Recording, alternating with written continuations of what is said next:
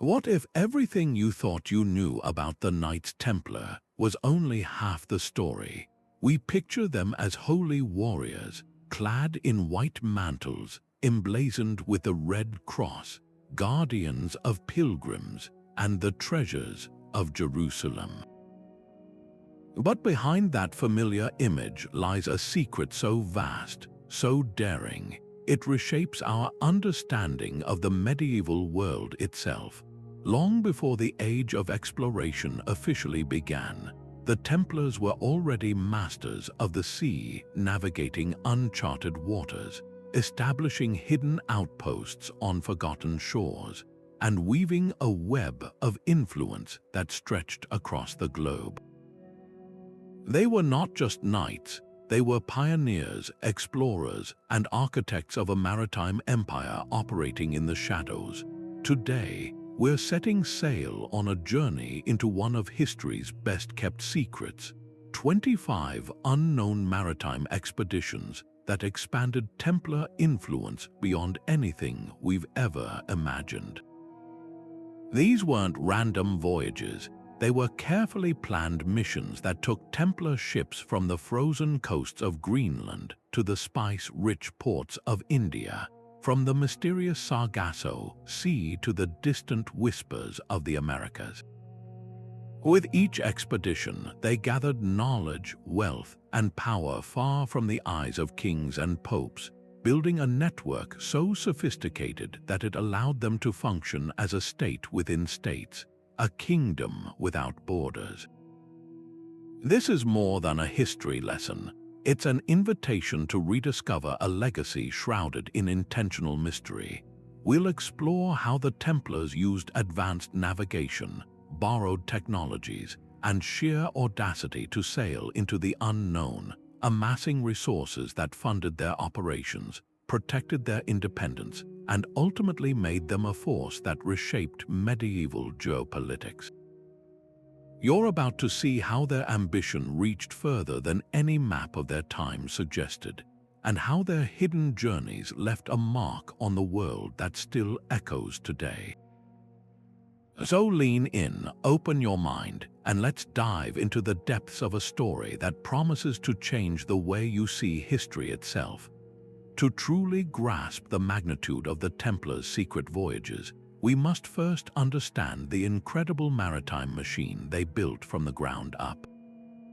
This wasn't a handful of ships, it was a sophisticated, sprawling network, a medieval equivalent of a global logistics corporation combined with a covert intelligence agency. At the heart of this operation was the port of La Rochelle on France's Atlantic coast. This wasn't just a docking point, it was their strategic headquarters, a hub they controlled so completely that it operated as a sovereign territory. From here, their fleet, a mix of sturdy cargo cogs and faster, more nimble vessels, set sail on missions that were far more complex than simple trade runs. The design of their ships was itself a marvel of intentional secrecy. Many were built with hidden compartments, false hulls, and concealed storage spaces specifically engineered to transport precious cargo away from prying eyes. We're talking about more than just gold and silver bullion, though there was plenty of that. These hidden holds carried sacred relics rumored to possess immense power, encrypted communications between preceptories, and even high-value passengers traveling incognito. This level of secrecy required an enormous amount of trust and discipline, a culture the Templars cultivated through their strict monastic codes. A sailor on a Templar ship was more than a crewman.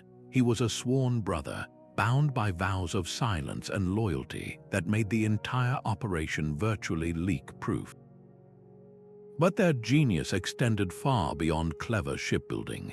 They mastered the art of what we'd now call supply chain management. They established a series of waystations and safe ports stretching across the Mediterranean and up the Atlantic coast. A Templar ship never had to risk docking in a hostile or inquisitive port for long. They had their own facilities manned by their own people, where they could resupply, repair, and transfer cargo with total privacy. This network allowed them to move goods and information from the Middle East to the British Isles with an efficiency that kings and merchants could only dream of. Financially, this maritime empire was their lifeblood. While their banking system is famous, it was the goods flowing through their ships that gave that system its real value. They moved timber, wool, and wine from Europe to the Levant, returning with silks, spices, and other luxury goods that fetched enormous prices. This constant flow of capital not only funded their military campaigns, but also financed a vast program of research and development. They were known to acquire and study advanced navigational charts from Arab scholars and Norse explorers, incorporating celestial navigation and an early understanding of Atlantic currents long before these techniques were common in Europe. Their maritime network was, in essence, a university on the waves, a continuous gathering of global knowledge that they hoarded and used to their immense advantage. This foundation of naval power, economic strength, and secret intelligence is what made their subsequent expeditions into the complete unknown not just possible, but wildly successful. Now, let's set our sights on the first of these incredible journeys, an expedition that seems almost unthinkable for its time. In the early 13th century, while most of Europe was focused on the Crusades and internal power struggles, a fleet of Templar ships turned their prows not toward the Holy Land, but toward the frigid, uncharted waters of the North Atlantic. Their destination was Greenland, a land known only through the fading sagas of Norse explorers. But this wasn't a voyage of discovery in the traditional sense. This was a calculated, strategic mission to establish a remote operational base, a sanctuary far beyond the reach of popes and kings who were already growing wary of the Order's immense power and wealth. To understand the sheer audacity of this trip, you have to picture the maritime technology of the era. Most ships were coastal huggers, rarely venturing out of sight of land. The open North Atlantic was a terrifying expanse of towering waves, unpredictable storms, and impenetrable fog, a place where medieval cartographers often wrote, "Here be monsters." Yet the Templars sailed into it with confidence. Their advantage came from a secret weapon, knowledge.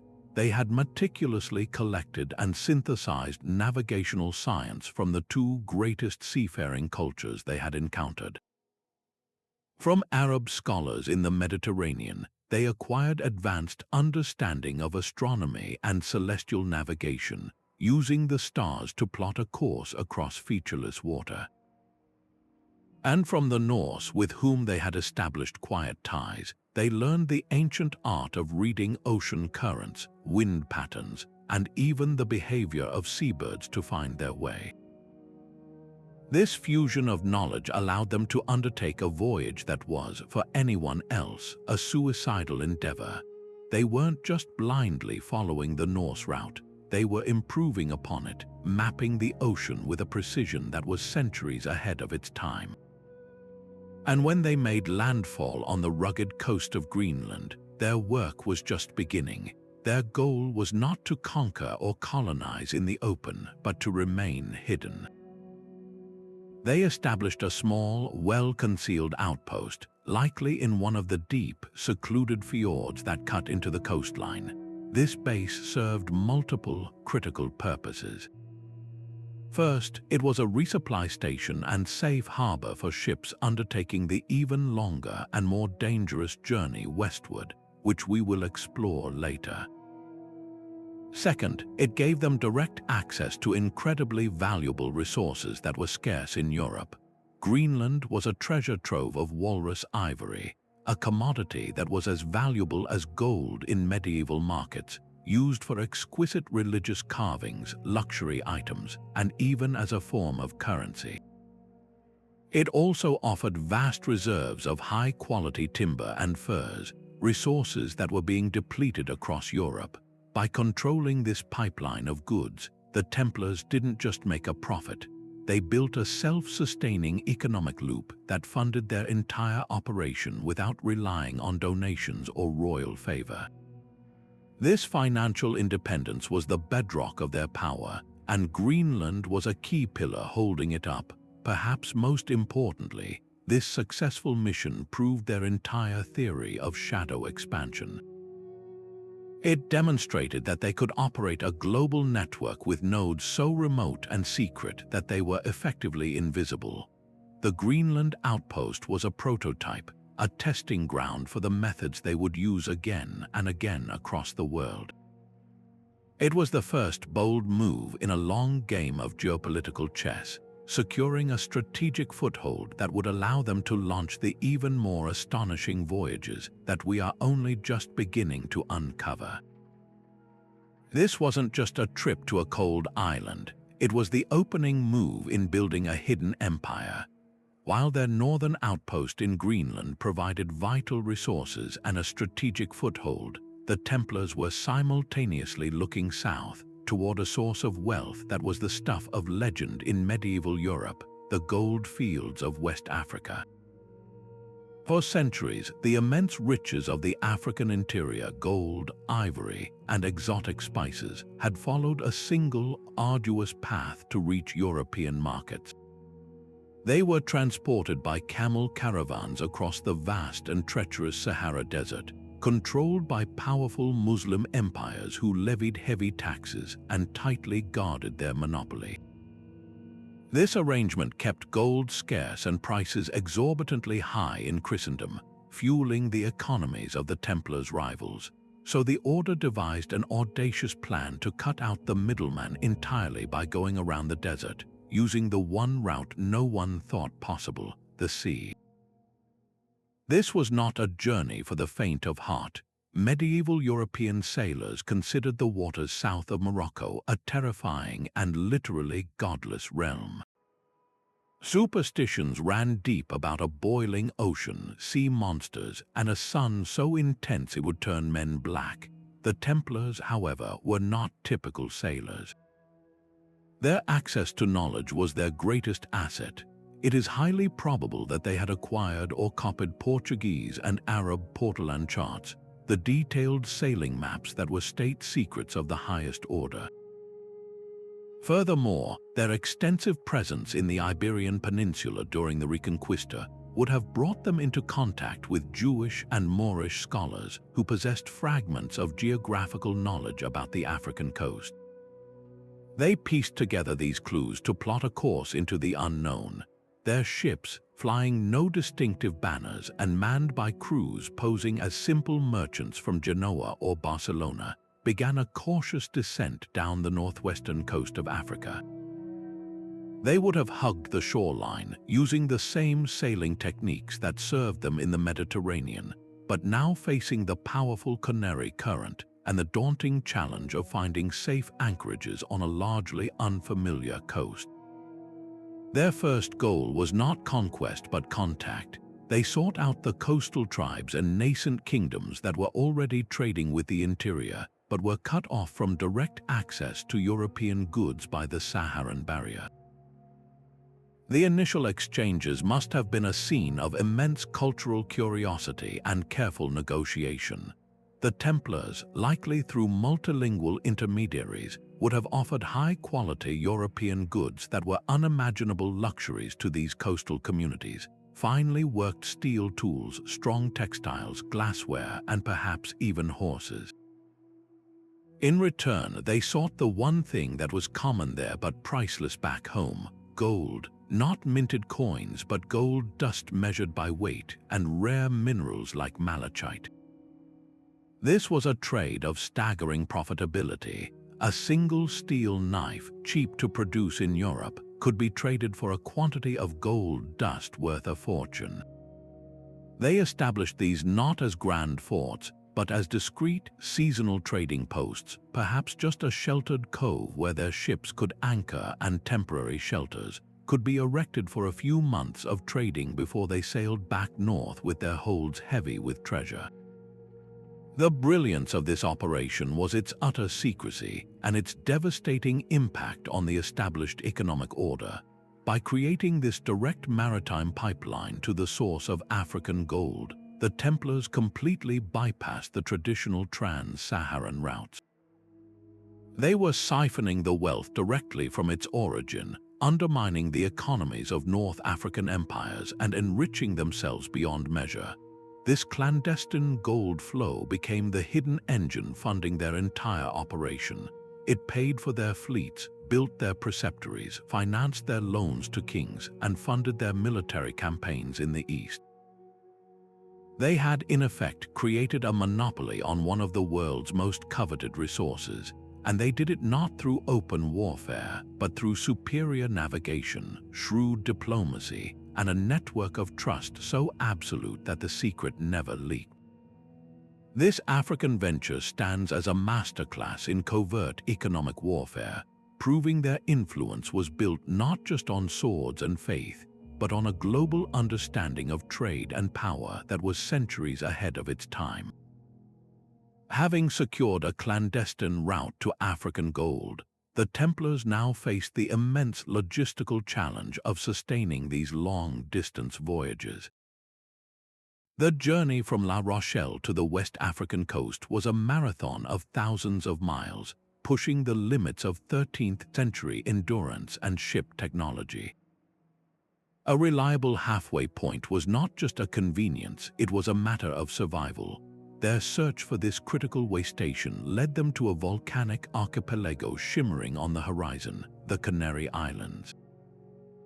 While Genoese and Portuguese sailors would later claim their discovery, evidence strongly suggests Templar navigators were the first Europeans to not just stumble upon these islands, but to systematically chart them, assess their resources, and integrate them into a grand strategic plan. Their arrival in the Canaries would have been a moment of profound relief and immense curiosity. After weeks at sea, the sight of lush, green peaks rising from the ocean was surely a welcome one. But for the Templars, this was more than a beautiful landfall. It was a puzzle to be solved. Each island offered a different set of advantages. They would have immediately recognized the paramount importance of fresh water, mapping the sources of springs and streams that would allow them to refill their casks.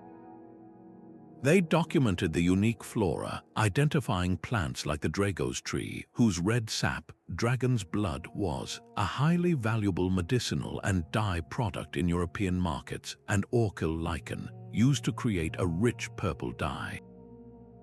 This wasn't just botanical curiosity, it was asset assessment, identifying resources that could be harvested to fund their operations or traded during their African stops. Their approach to the indigenous Guanche people was likely a masterclass in pragmatic diplomacy. Unlike later conquistadors, the Templars' primary goal was not conquest or conversion. Their objective was secrecy, stability, and supply. They would have engaged in careful, likely token trade, offering iron tools or cloth in exchange for safe access to water sources and knowledge of the terrain. There's no evidence they sought to establish a permanent colonial presence. Instead, they created temporary, seasonal settlements, well-concealed campsites with storage pits for cached supplies like dried meat, fruit, and fresh water, ready for the next fleet coming through. These hidden depots transformed the islands from a mere point on a map into a functioning logistical hub, a gas station in the middle of the oceanic highway. The strategic genius of this move cannot be overstated. By controlling the Canaries, the Templars effectively commanded the gateway to the South Atlantic. A ship departing from their base at La Rochelle could now sail to the Canaries using relatively familiar coastal and celestial navigation, resupply completely in a secure, friendly port they controlled, and then make the final, more dangerous push down the African coast with full holds and a rested crew. This broke the monumental journey into two manageable segments, dramatically increasing the safety, range, and frequency of their missions. Furthermore, the island's position made them the perfect launching point for the most audacious leg of their travels, the westward jump into the open Atlantic, a voyage that would lead them toward horizons no European map could yet conceive. Their meticulous work in the Canaries didn't just support their existing network, it literally built the foundation for the next great leap into the unknown. Yet the true brilliance of their Azores operation was not just in reaching the islands, but in the profound secrecy with which they maintained their presence. These were not colonies in any traditional sense. There would have been no grand stone buildings, no flags flying, no permanent population. Their settlements were designed to be invisible from the sea and self-erasing over time. They likely used natural features, sea caves, dense volcanic rock formations, and sheltered valleys to create camouflaged storage pits and temporary shelters. Supplies would be cached in waterproof containers, barrels of fresh water, salted meat and fish, dried fruits, and essential materials for ship repair like timber, tar, and spare sailcloth. A small, rotating crew of the most trusted and resilient brethren would have been left behind to guard these vital stockpiles, living a stark, solitary existence for months at a time, awaiting the next ship from the east.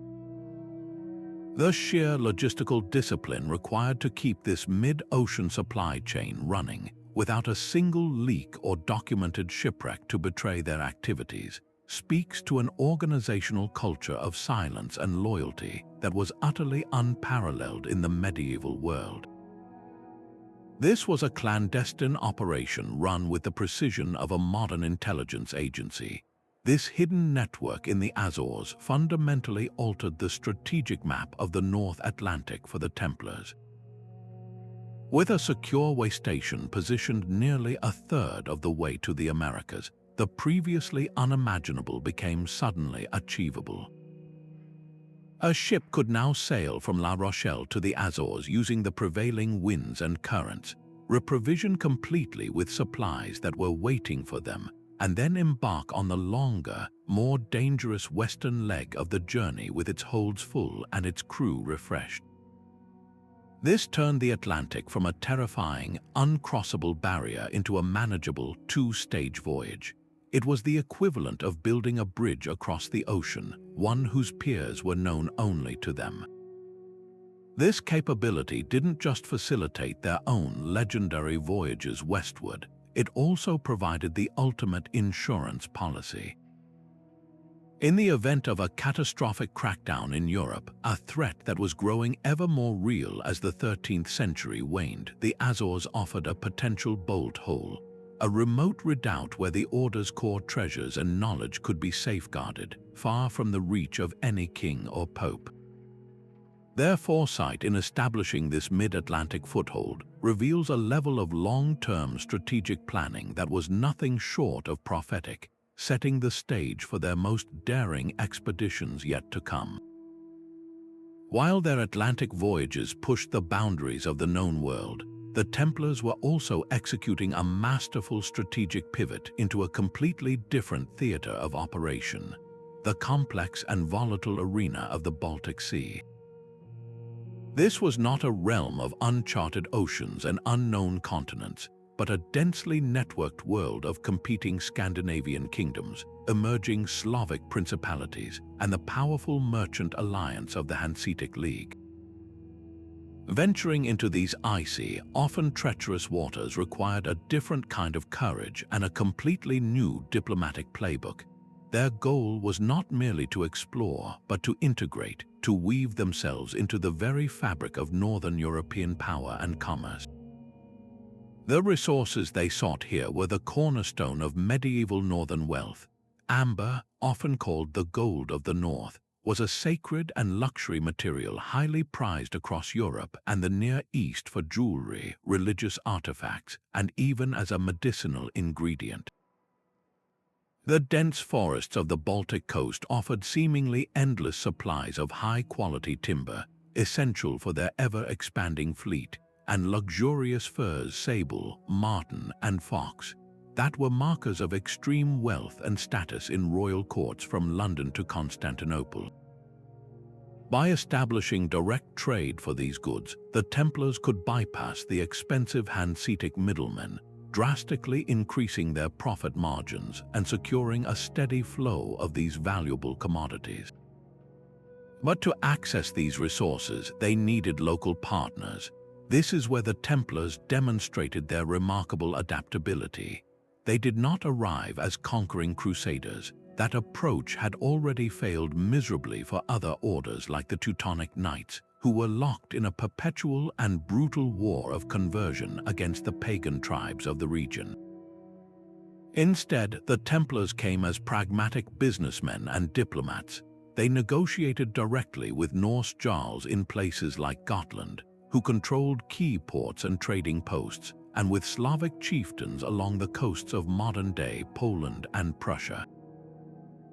Their offer was compelling: high-quality European goods, Frankish wine, Flemish cloth, Spanish steel, and silver, in exchange for direct access to the source of amber, furs, and timber.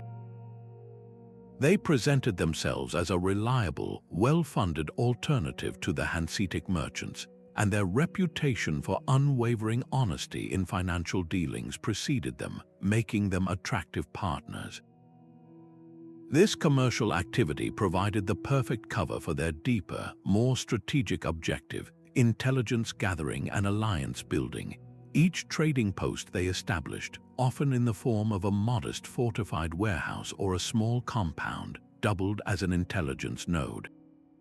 From these outposts, they could monitor the political machinations of the region, track the military movements of rival powers like the Danes or the Teutonic Knights, and cultivate relationships with local leaders who might one day provide sanctuary or support.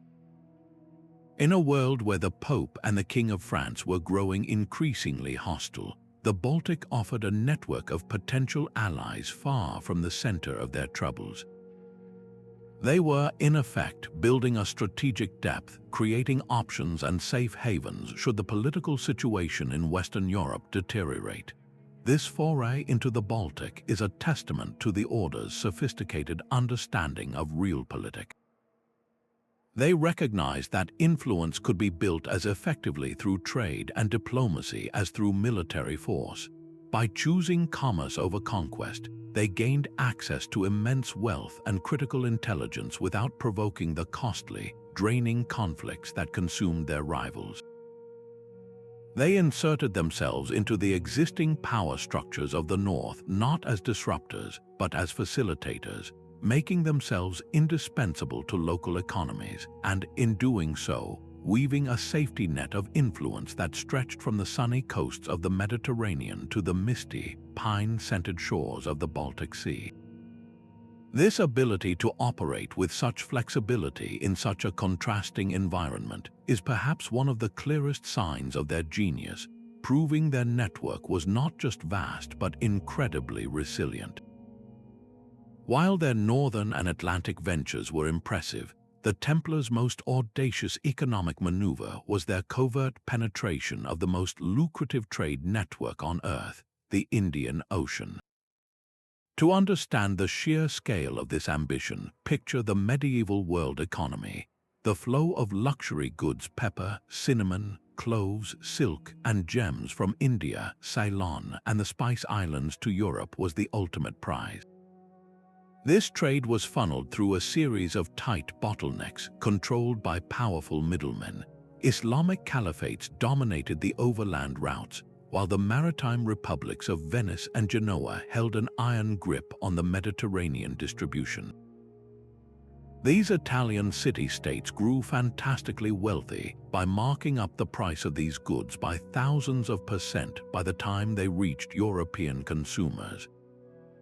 The Templars, with their global perspective and thirst for financial independence, devised a plan to smash this monopoly at its source. Their strategy was a masterpiece of deception and cultural adaptation. They could not simply sail into the Indian Ocean flying their famous white mantles. That would have been an open act of economic and religious war. Instead, they employed a brilliant ruse. Their ships, often smaller, faster vessels better suited for the task than heavy cogs, would depart from their bases in Outremer, modern-day Israel and Lebanon, under the perfectly legitimate cover of a pilgrimage convoy to Mount Sinai or a diplomatic mission to a Coptic Christian ruler in Egypt. Once they passed through the strategic choke point of the Bab el-Mandeb Strait and entered the Red Sea, the guise would shift. They would lower any identifying flags, and the knights on board would exchange their military garb for the robes of merchants or even pilgrims. In these waters, they were no longer crusaders. They were just another group of Frankish traders, a sight not entirely uncommon. This is where their greatest asset came into play, their unprecedented willingness to learn from their so-called enemies. Navigating the Indian Ocean was a completely different challenge from the Mediterranean. Its rhythms were governed by the violent and predictable monsoon winds, which reversed direction seasonally. To sail these routes successfully required knowledge that European sailors simply did not possess. The Templars, however, through their long presence in the Holy Land, had developed complex relationships with Islamic scholars, Jewish cartographers, and Egyptian navigators. They actively sought out and acquired what were considered state secrets, detailed Arabic portolan charts mapping the coasts of India and Africa, and precise astronomical tables Zij used for celestial navigation across open water. They didn't just steal this knowledge, they traded for it, often using their reputation as honest brokers in complex financial transactions as a form of currency. This pragmatic exchange of knowledge for gold and influence was a hallmark of their operations, demonstrating a world far more sophisticated than the simple religious binaries of their time. Their destinations were the legendary ports of the medieval Indian Ocean world. They would have called at Aden in Yemen, a bustling hub for frankincense and myrrh. They likely ventured to the Gujarati coast of India, the source of coveted cotton textiles and indigo dye. There is compelling, though circumstantial, evidence to suggest their ships may have even reached the great Sri Lankan port of Gola, a central node in the gem trade, particularly for sapphires and rubies. In these cosmopolitan trading centers, religion and ethnicity were often secondary to commerce. The Templars, posing as merchants, would have bargained in marketplaces alongside Arabs, Persians, Indians, Jews, and Chinese traders. Their cargo holds, which left the Holy Land filled with European wool, glassware, and silver, would return overflowing with sacks of black pepper, cinnamon sticks, raw silk, and small, heavy chests of uncut precious stones. The financial impact of successfully bypassing the Venetian and Genoese stranglehold cannot be overstated. By sourcing these goods directly, the Templars were effectively cutting out every single middleman. The profit margin was not merely doubled or tripled, it was multiplied by an order of magnitude. A pound of pepper that would cost a king's ransom in London could be acquired for a fraction of the price in Calicut. This direct access to the source of wealth funded their entire operation on an unprecedented scale, bankrolling their castles, their fleet, and their political loans across Europe. More than just money, these voyages brought them something even more valuable: intelligence. In the smoky taverns of Indian port cities, they would have heard whispers of political unrest in Baghdad, of new dynasties rising in Delhi, of the movements of the Mongol hordes far to the north. This global awareness, this flow of information from east to west, made them one of the best-informed organizations in the medieval world, granting them a strategic advantage that far outstripped their military power alone. This venture into the Indian Ocean wasn't just a trading mission. It was the ultimate expression of their network's global reach, proving they could operate not just on the edges of the map, but at the very heart of the known world's economy. While their Indian Ocean voyages tapped into the wealth of the East, the Templars were simultaneously executing a bold and complex maneuver in a region that was the very definition of a political powder keg, the Black Sea.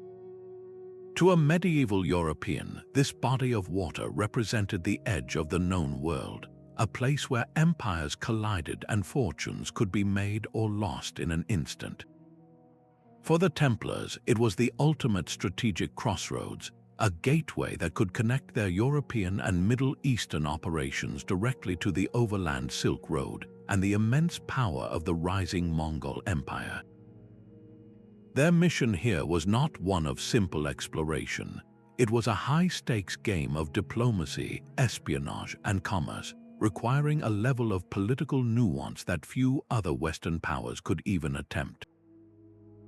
The key to their success in this volatile arena was the ancient Byzantine port of Trebizond, perched on the southern coast of the Black Sea.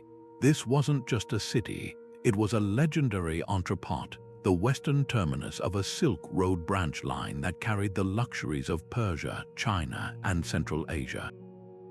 By establishing a trading post, or fundako, in Trebizond, the Templars gained a direct window into this flow of wealth.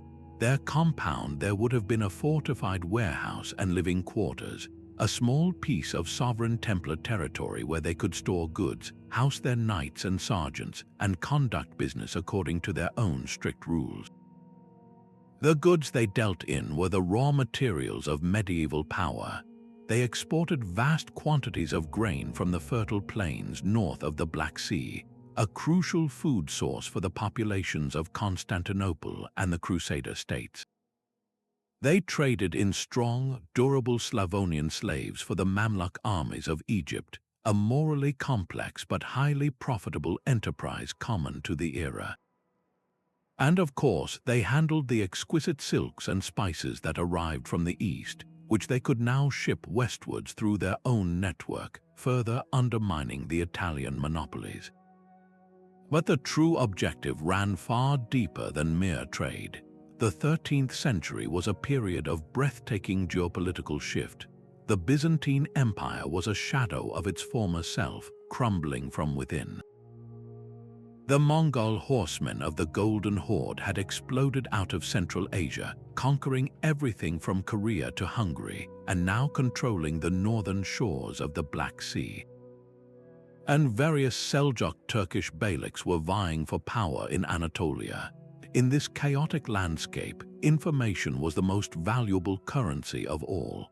The Templar base in Trebizond became their primary intelligence listening post for the entire Eastern Hemisphere.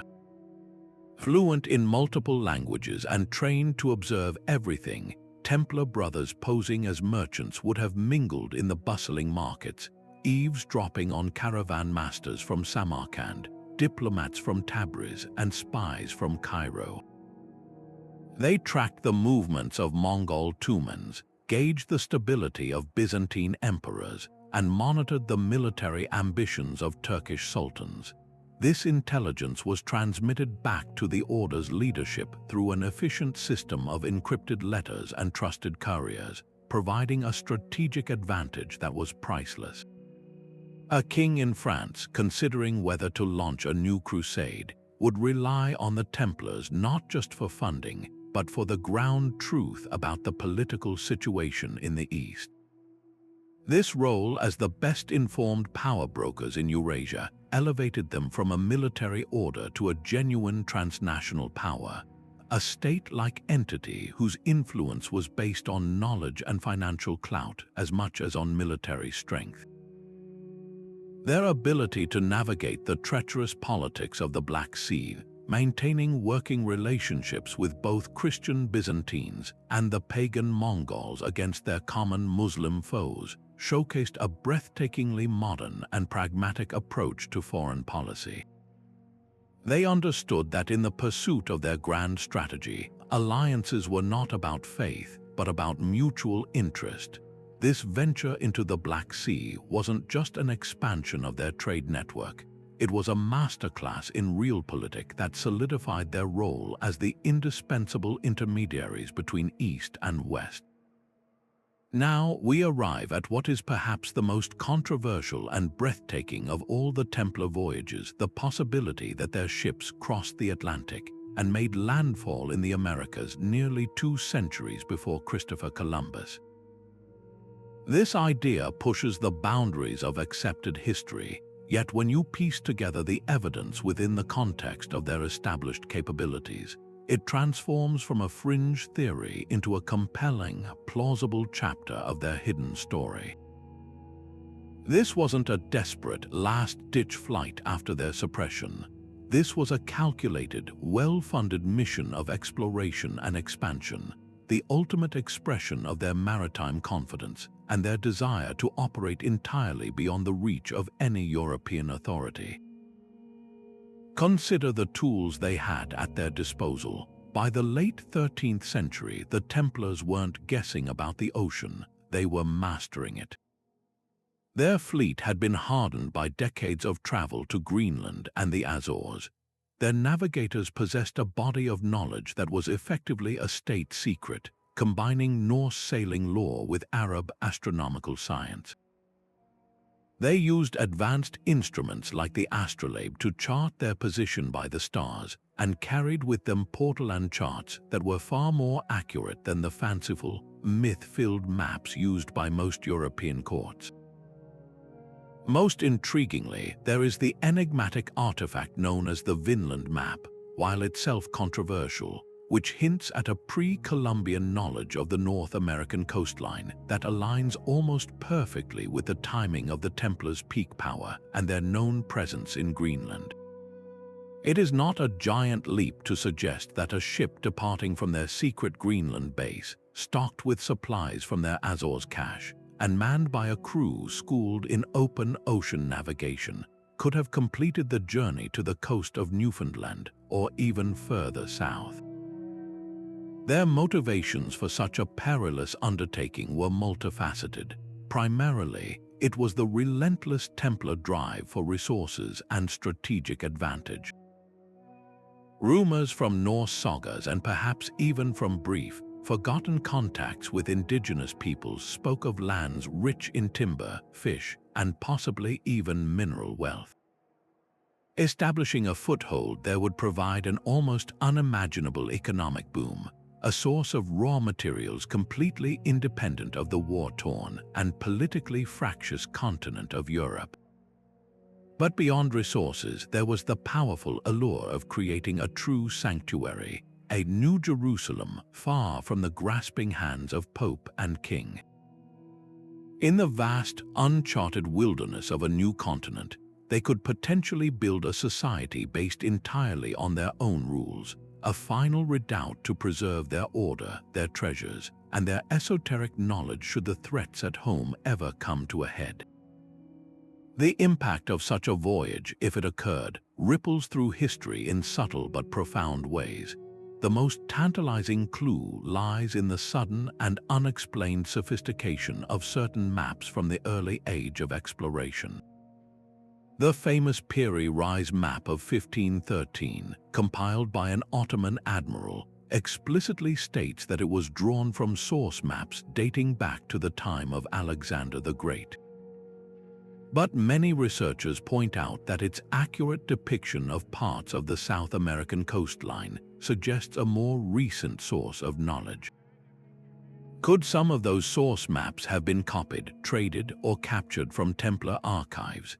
After the Order's dissolution, its vast collection of books, charts, and documents didn't just vanish. It was scattered, absorbed by other orders like the Knights Hospitaller, or found its way into the hands of private scholars and royal courts. It is entirely plausible that navigators like Columbus, who spent time in Portugal and had access to the finest libraries, might have seen fragments of these secret charts, giving them the confidence to sail west into the unknown.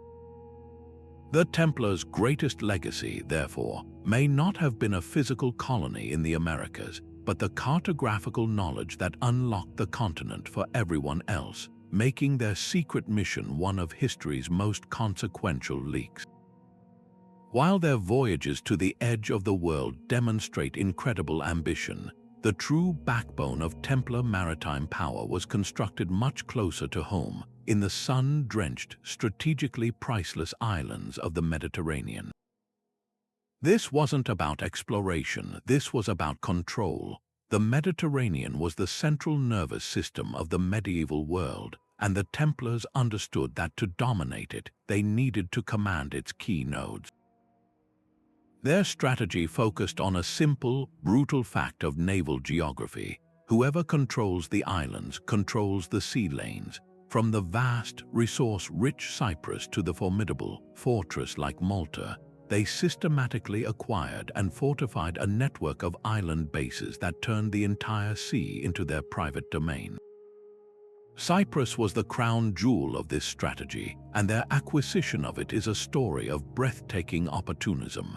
In 1191, King Richard the Lionheart of England conquered the island during the Third Crusade. But holding it was a costly, complicated headache he didn't want. The Templars, flush with cash, saw its immense potential and stepped in, purchasing the entire island from him. For a brief, astonishing period, the Knights Templar were not just an order, they were the outright rulers of a sovereign kingdom. Though internal disputes forced them to later cede direct control to Guy de Lusignan, they retained massive landholdings, a permanent headquarters in Limassol, and unparalleled influence. Cyprus became their primary forward operating base, a gigantic, unsinkable aircraft carrier positioned just off the coast of the Holy Land. From here, they could launch military campaigns, receive and distribute vast shipments of men and material from Europe, and manage their complex financial dealings with both Crusader states and Muslim powers. The island's fertile land provided wheat, wine, and sugar, making their logistical operations self-sustaining and further reducing their reliance on unpredictable supply lines from the west. But their island strategy was not reliant on a single point, no matter how powerful. They created a defensive and economic network. They established a presence on smaller, yet critically important islands like Sicily and Crete, which acted as waystations and listening posts. However, their most tactically brilliant move was their deep investment in the Maltese archipelago. While their official takeover by Charles V came later, evidence strongly suggests a covert Templar presence on Malta long before they were granted the island in 1530.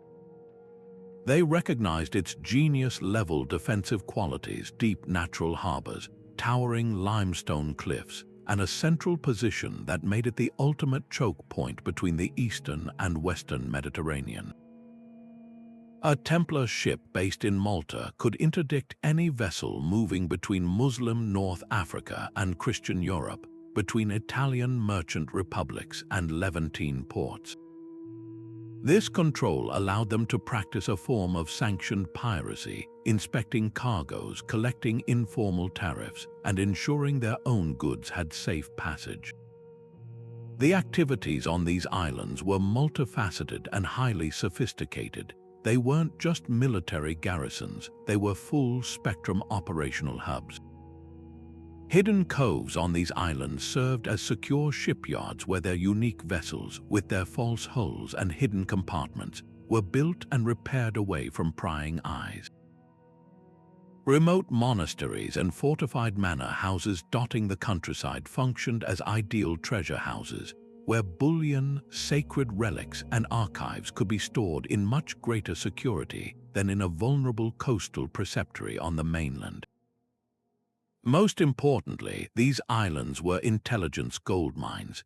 The constant coming and going of ships from every nation and culture made ports like Famagusta in Cyprus or the Grand Harbor in Malta the medieval equivalent of an international airport.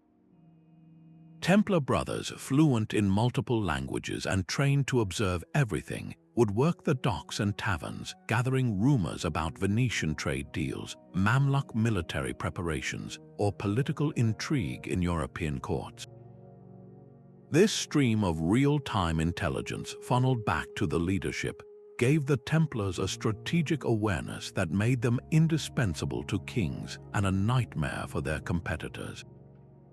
This masterful use of island basing reveals a geopolitical foresight that wouldn't become common practice for centuries. They weren't just placing flags on a map, they were constructing a system of power projection. By dominating these strategic points, they could monitor, influence, and if necessary, strangle the maritime traffic of the entire Mediterranean. This control provided them with immense security, wealth, and influence, creating a resilient network that could withstand the loss of any single territory on the mainland. Their Mediterranean island empire was the perfect proving ground for the strategies they would later deploy on a global scale, in the remote archipelagos of the Atlantic, demonstrating that their greatest strength lay not in open battle, but in the quiet, calculated control of the world's most vital crossroads. While their Mediterranean and Atlantic strongholds provided grand strategic advantages, the true measure of the Templars' operational genius can be found in their mastery of the seemingly insignificant. Their foray into the remote, wind-lashed Faroe Islands is a perfect example, a chapter that reveals their incredible capacity to find value and opportunity in the most unforgiving corners of the map. Located roughly halfway between northern Scotland and Iceland, the Faroes were not a destination for the faint of heart. For most, this archipelago of 18 volcanic islands was a collection of mist-shrouded rocks, lashed by North Atlantic gales and shrouded in near-perpetual fog. But where others saw isolation, the Templars saw a perfect forward operating base, a hidden waystation that was both a treasure trove of resources and a priceless laboratory for their most ambitious plans. Their arrival in the Faroes would have been a carefully orchestrated diplomatic event. Unlike uninhabited islands like the Azores, the Faroes had been settled for centuries by Norse farmers and fishermen who had developed a tough, self-sufficient society. The Templars could not simply arrive and build a fortress, they had to integrate. Their approach was one of shrewd, respectful commerce. They would have anchored their distinctive ships in the deep, sheltered fjords, and their commanders, likely speaking through interpreters who knew Old Norse, would have approached the local chieftains not as conquerors but as trading partners. Their offer was compelling, high-quality European goods that were rare luxuries in the North Atlantic. They brought strong iron tools for farming and shipbuilding, durable woolen cloth dyed in rich colors, barrels of wine and honey, and perhaps even precious silver. In return, they sought the two commodities the Faroes produced in staggering abundance: fish and wool. The scale of this extraction was industrial for its time. The waters around the Faroes teemed with cod, herring, and halibut. The Templars established seasonal fishing camps where their crews, assisted by local Norse fishermen using their expert knowledge, would haul in enormous catches. The fish were then cleaned, salted, and dried on vast wooden racks, a process perfected by the Norse, transforming the perishable resource into stockfish, a lightweight, protein-rich, and incredibly durable foodstuff that could be stored for years. This was not just food for their own crews, it was a high-value commodity. Stockfish was a staple across Catholic Europe, demanded for Lenten fasting, and as a reliable food source for armies and navies. By controlling this pipeline, the Templars tapped into a massive and steady revenue stream. Simultaneously, they engaged in the wool trade. The hardy sheep of the Faroes, grazing on the steep, grassy slopes, produced a dense, water-resistant wool that was ideal for the harsh maritime environment. The Templars would have purchased raw wool and likely also finished vathmol, the coarse, homespun woolen cloth that was a standard trade good in the Norse world. This material was essential for outfitting their growing fleet, used for sails, ropes, and the clothing of thousands of brothers and employees across their network. This twin focus on fish and wool turned a remote archipelago into a crucial economic node, proving their ability to monetize even the most austere environments. But the economic benefit was only half the story. The Faroes served an even more critical function as a testing ground and navigational school. The voyage from mainland Europe to the Faroes was a brutal shakedown cruise for new ships and novice crews. Navigating the complex currents, treacherous shoals, and sudden squalls of the North Atlantic was a trial by fire. The Templars used this route to train their navigators in the most demanding conditions imaginable, honing their skills in celestial navigation and dead reckoning far from any friendly coast. Furthermore, the island's position made them the ideal launch point for the final, most perilous leg of the journey to their Greenland outpost. A ship could reprovision with fresh water, salted fish, and hardy Faroes crewmen in the sheltered inlets before making the final leap across the open ocean to the west. This incremental, step-by-step mastery of the North Atlantic, from La Rochelle to Scotland to the Faroes to Greenland, demonstrates a methodical, systematic approach to exploration that stands in stark contrast to the haphazard voyages of their contemporaries. Their presence in the Faroes wasn't an isolated adventure. It was a single, perfectly placed gear in the intricate and powerful machine of their hidden maritime empire. Leaving the familiar waters of the Mediterranean and the Atlantic behind, the Templars now set their sights on one of the most challenging and politically complex arenas of the medieval world, the landlocked Caspian Sea. This was not an expedition that could be achieved by nautical skill alone. It was a venture that demanded a completely different kind of expertise. To reach this immense inland sea, their ships had to be disassembled, loaded onto ox-drawn carts, and transported overland from the Black Sea coast, a monumental logistical feat that speaks volumes about their determination.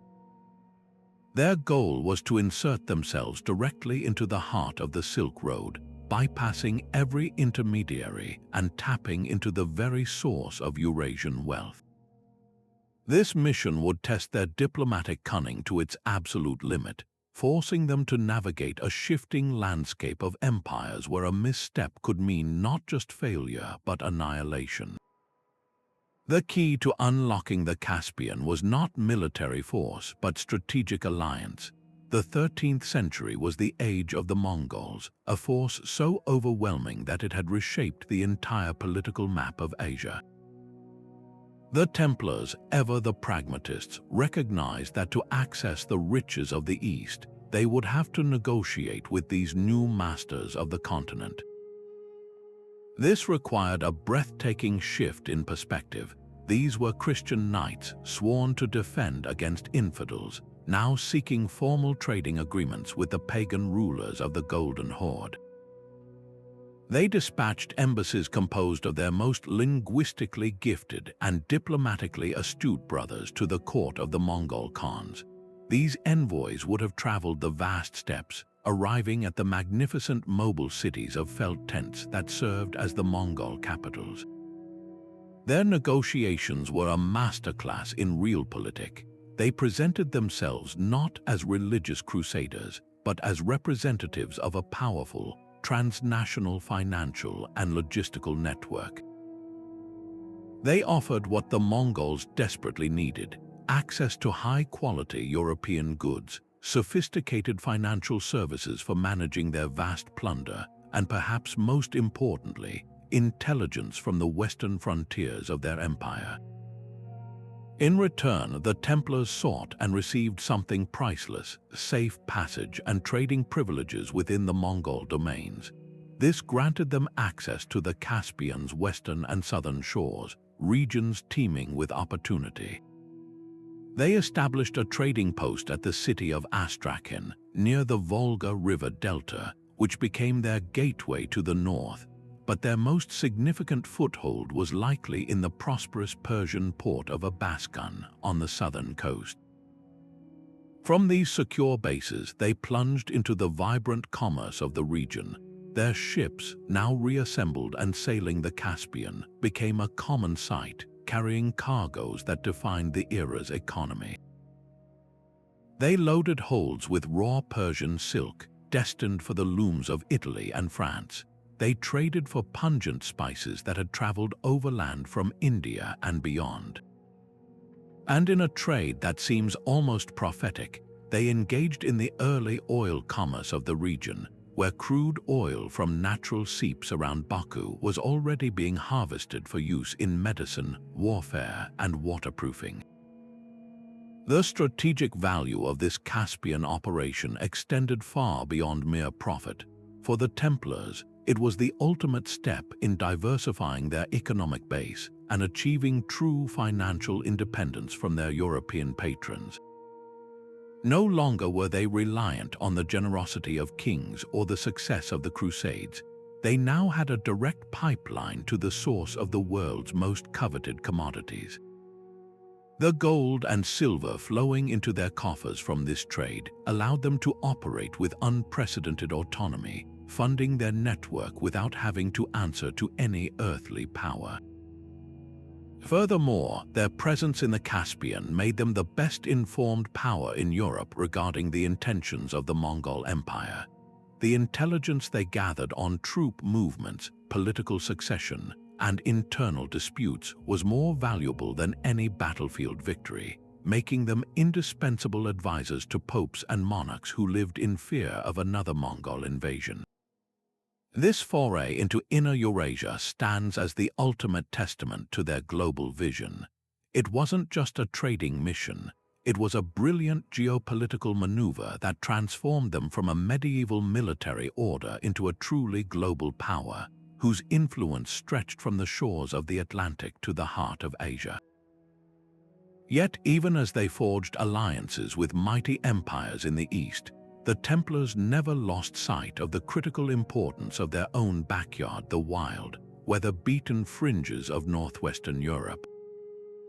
While kings and bishops focused on the power centers of London, Paris, and Rome, the order executed a brilliant strategic feint, turning their attention to the most remote and overlooked coastlines of the British Isles.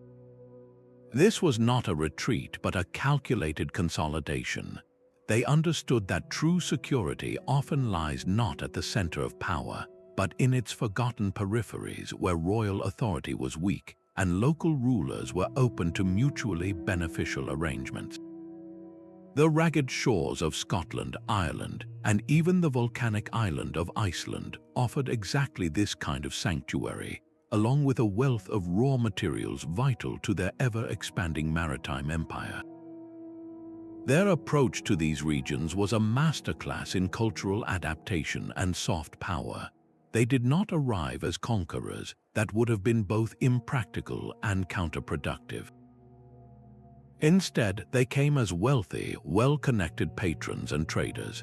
In the Scottish Highlands and the Irish coastal regions, where clan chieftains wielded real power far from the reach of the English crown, the Templars offered something immensely valuable: a direct economic link to the continent.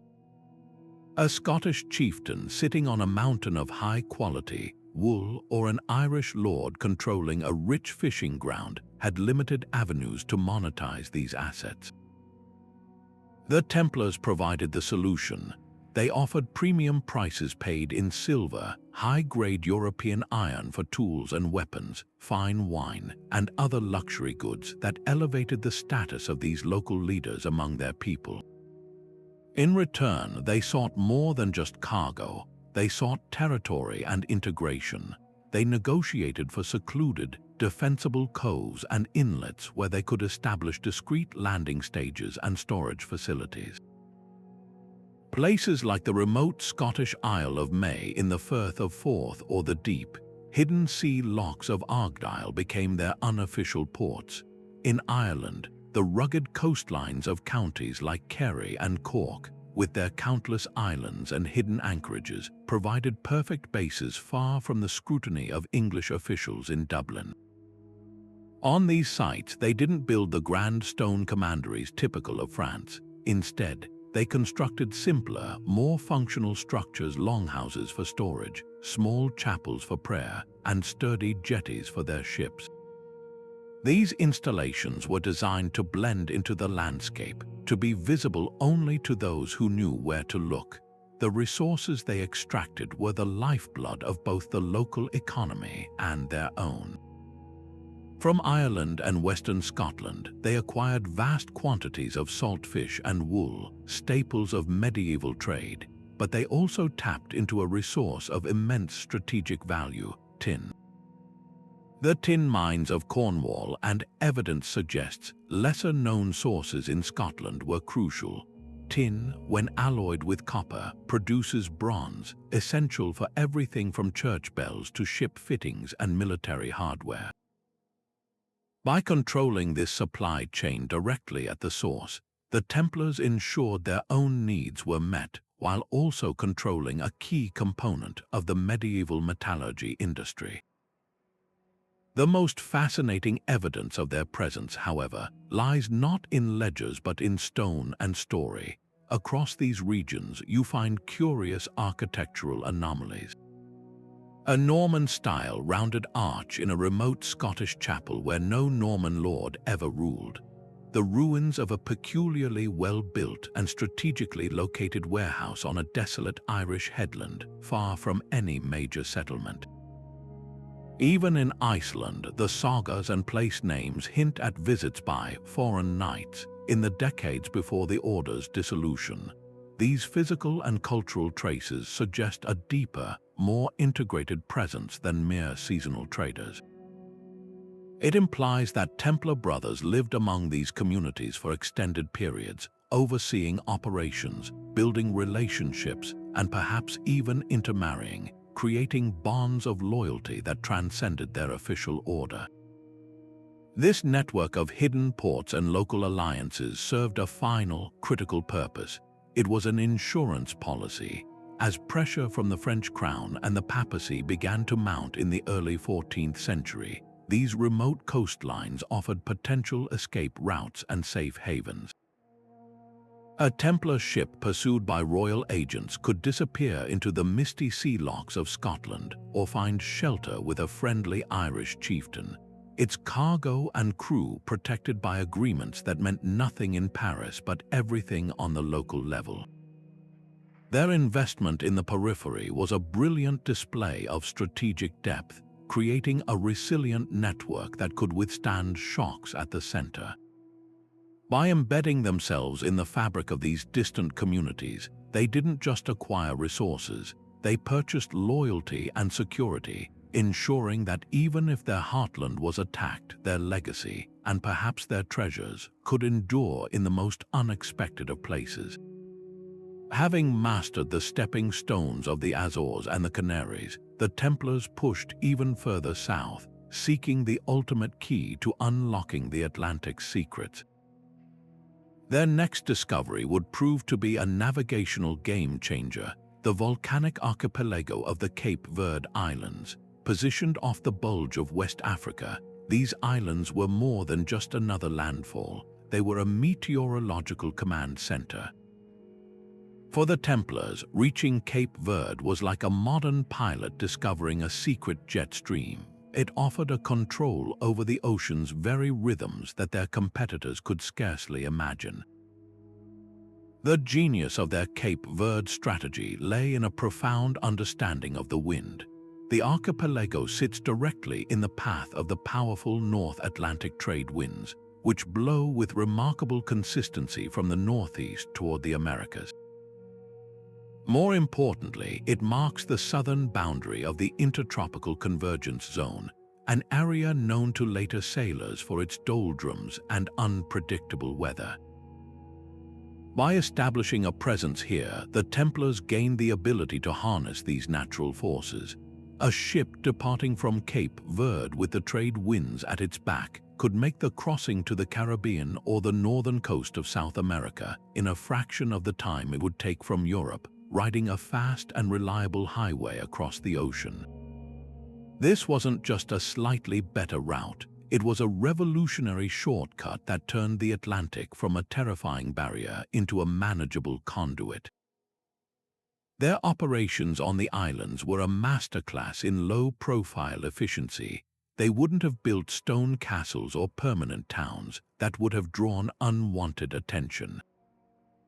Instead, they established seasonal encampments in the sheltered leas of the islands, likely on Santiago or Mayo with their protected bays.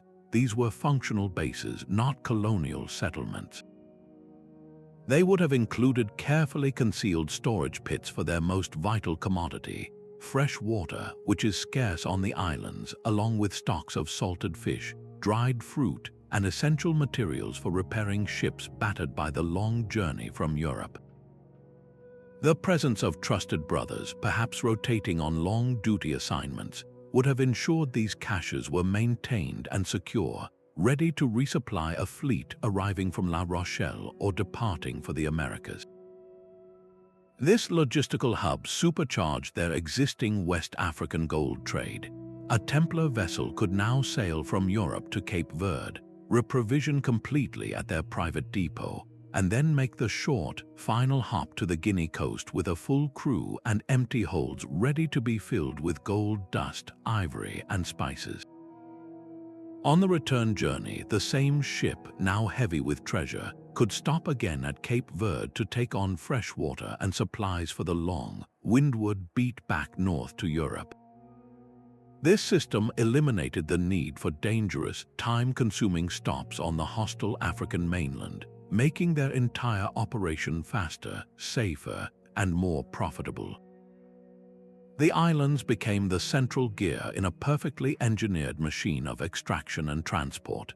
Beyond the movement of goods, Cape Verde served as a crucible for the exchange of something even more valuable: knowledge.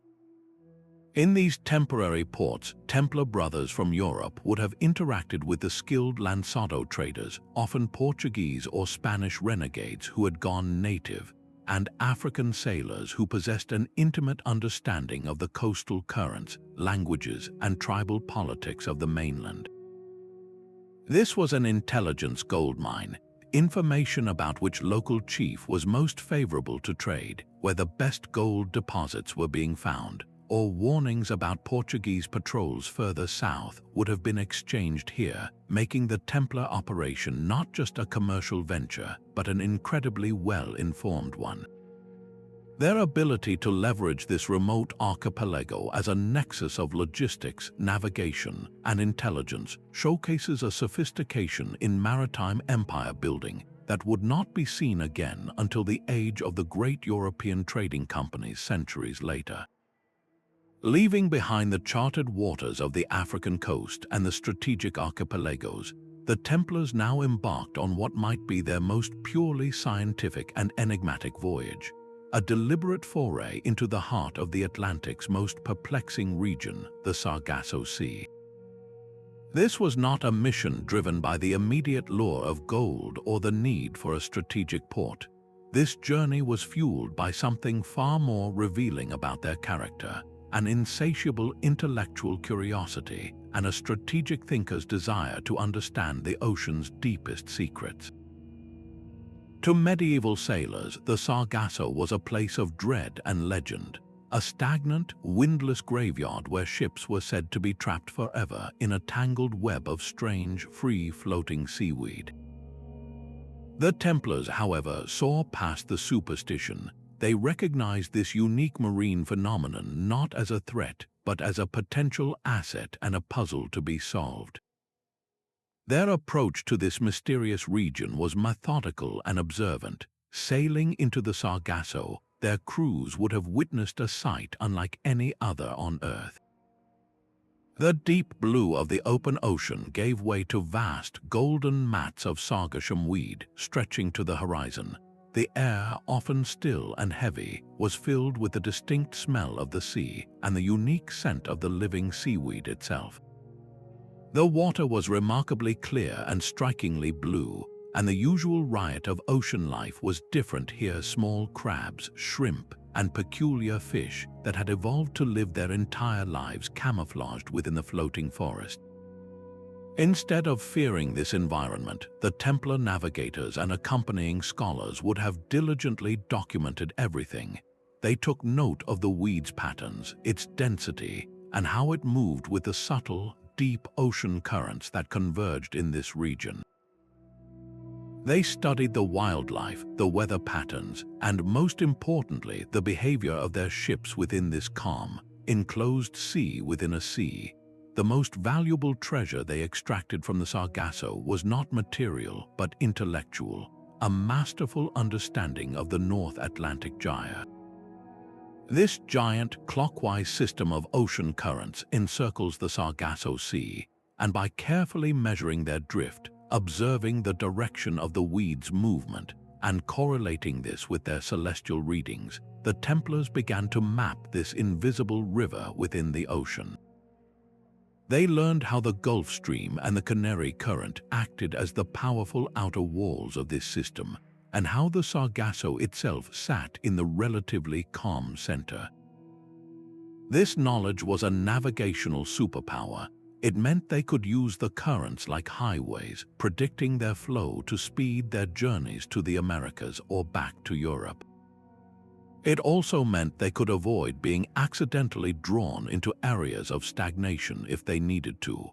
This advanced hydrographic understanding was centuries ahead of common sailing practice and gave them an efficiency and safety margin that no other European fleet could match. But the strategic potential of the Sargasso Sea went far beyond just current charts. The Templars recognized its innate qualities as the perfect natural hiding place. The very myths that kept other sailors away made it an ideal sanctuary for them. The dense fields of seaweed provided a measure of visual cover from passing vessels. The often calm conditions allowed a ship to heave to and remain relatively stationary for long periods without dragging anchor or fighting rough seas.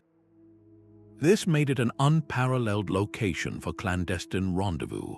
Two Templar ships from different parts of the world could slip into the vastness of the Sargasso, transfer cargo, treasures, or passengers away from any prying eyes, and then slip out again using their knowledge of the currents to quickly regain the shipping lanes. It could also serve as a temporary hiding place for a fleet lying in wait or a single ship evading pursuit, a feature that would have been invaluable as political pressure on the order increased in its final years. This expedition to the Sargasso Sea ultimately reveals the Templars not just as brave explorers or shrewd merchants, but as the medieval world's foremost oceanographers, whose willingness to investigate the unknown provided them with a quiet, profound advantage that remained entirely their own. While their ventures into the open Atlantic demonstrated incredible range, the Templars never neglected the critical, crowded waterways closer to home, and their strategic foray into the Adriatic Sea stands as a masterclass in nuanced power projection. This was not a realm for the blunt force of a crusading army. The Adriatic was a complex, volatile chessboard dominated by the shrewd and powerful merchant Republic of Venice. The Serenissima guarded its control over this sea, the gateway to the Balkans and the Levant, with ruthless efficiency, viewing any potential competitor as a direct threat. The Templars, understanding this delicate balance, chose a path of brilliant subtlety.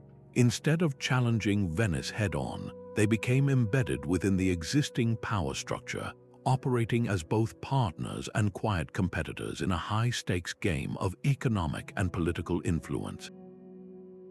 Their primary method of entry was through the myriad of smaller, often independent powers that dotted the Dalmatian coast. Cities like Zara, Split, and Ragusa were proud, wealthy, and constantly chafing under Venetian dominance.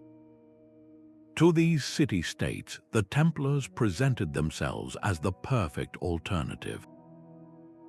They offered a direct financial pipeline, providing loans to local rulers for civic projects or fortifications, and established discreet trading posts where Dalmatian goods, timber, salt, wax, and silver from the Balkan hinterlands could be loaded onto Templar ships without having to pay the exorbitant Venetian port taxes and tariffs. In return, the Templars asked for something far more valuable than gold: access. they secured agreements to use secluded coves and harbors as their own private anchorages, creating a string of safe ports that ran the entire length of the Croatian coast. This gave their fleet the ability to move men and material from Italy toward the Holy Land without ever having to rely on or pay duties to the Venetians. This commercial activity provided the perfect cover for their deeper, more strategic objective, intelligence. Each Templar trading post and anchorage doubled as a listening post. The Adriatic was a superhighway of information. Venetian galley convoys, Ragusan merchant cogs, and papal emissaries all moved through these waters, and their crews frequented the same taverns and markets. Templar brothers, often fluent in Italian and Slavic dialects, would have been perfectly positioned to gather whispers of everything from Venetian naval deployments and trade contract details to political unrest in the Balkans and the latest news from Constantinople. This intelligence was filtered back to the leadership, providing them with a real-time understanding of Mediterranean politics that made them invaluable advisors and dangerously well-informed players. Perhaps their most critical role in the region, and one that made them quietly indispensable to everyone, was their effective campaign against piracy. The narrow channels and countless islands of the Dalmatian coast were a haven for pirates who preyed on the lucrative shipping lanes. The Venetian navy could not be everywhere at once. The Templars, with their fast, well-armed ships and highly trained marine contingents, took it upon themselves to patrol these waters. For the local Dalmatian cities, this meant safer trade routes and more secure coastlines. For Venice, it meant a more stable and profitable maritime domain, even if it was enforced by a rival. This allowed the Templars to walk a breathtakingly fine line. They were simultaneously undermining Venetian economic monopoly while providing a valuable service that strengthened the Republic's overall security. They became the ultimate insiders, using diplomacy, economic pressure, and selective force to weave themselves into the very fabric of Adriatic power, ensuring their influence was felt in every transaction and every political decision made along that crucial coast. Their journey to the Indian subcontinent represents the absolute pinnacle of Templar maritime ambition, a daring leap into the heart of the known world's most lucrative and complex trading sphere. While their voyages across the Atlantic were feats of exploration into the unknown, the challenge in India was entirely different. Here, they were entering a sophisticated, ancient, and densely populated network of rival empires and seasoned merchant guilds. This was not about finding new land. It was about inserting themselves with surgical precision into the very center of the global economy, a task that demanded not just nautical skill, but an unprecedented level of cultural intelligence and diplomatic finesse. Their success here would cement their status not as mere medieval knights, but as early architects of globalization. The first and most formidable obstacle was the monsoon. For European sailors accustomed to the relatively predictable winds of the Mediterranean, the violent, seasonal reversal of the Indian Ocean's weather was a terrifying and incomprehensible force. A ship arriving at the wrong time could be trapped in port for months or, worse, caught in a catastrophic storm and lost with all hands. The Templars' solution was, once again, to acquire and internalize foreign knowledge. Through their connections in the Levant and Egypt, they gained access to Arab and Indian navigational texts that detailed the precise timing of the monsoon cycles.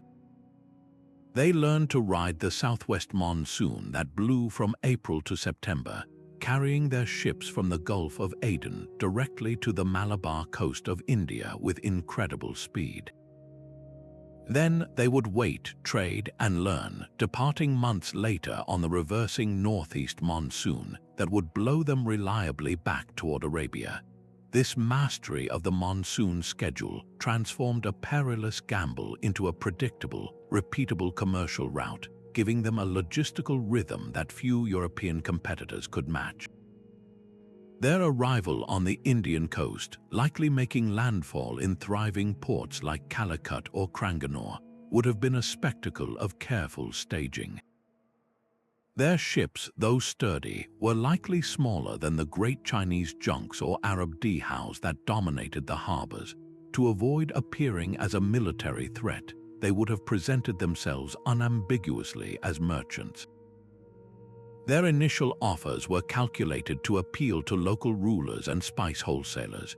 They brought high-quality goods from the West that were rare and valuable in India: strong Baltic amber, fine European woolens and linens, exquisite glassware from Venice and Syria, and silver bullion, which was always in high demand. In the bustling, multilingual marketplaces, conducted under the shade of large tents, Templar agents, perhaps including Syrian, Christian, or Jewish interpreters in their employ, would have negotiated patiently for the true treasures of the East.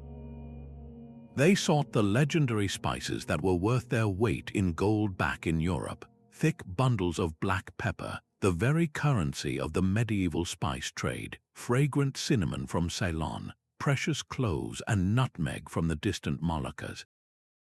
But their interests extended far beyond. They acquired vibrant, finely woven cotton textiles, the likes of which Europe had never seen, and chests of glittering gems, sapphires from Ceylon and rubies from the mines of Burma.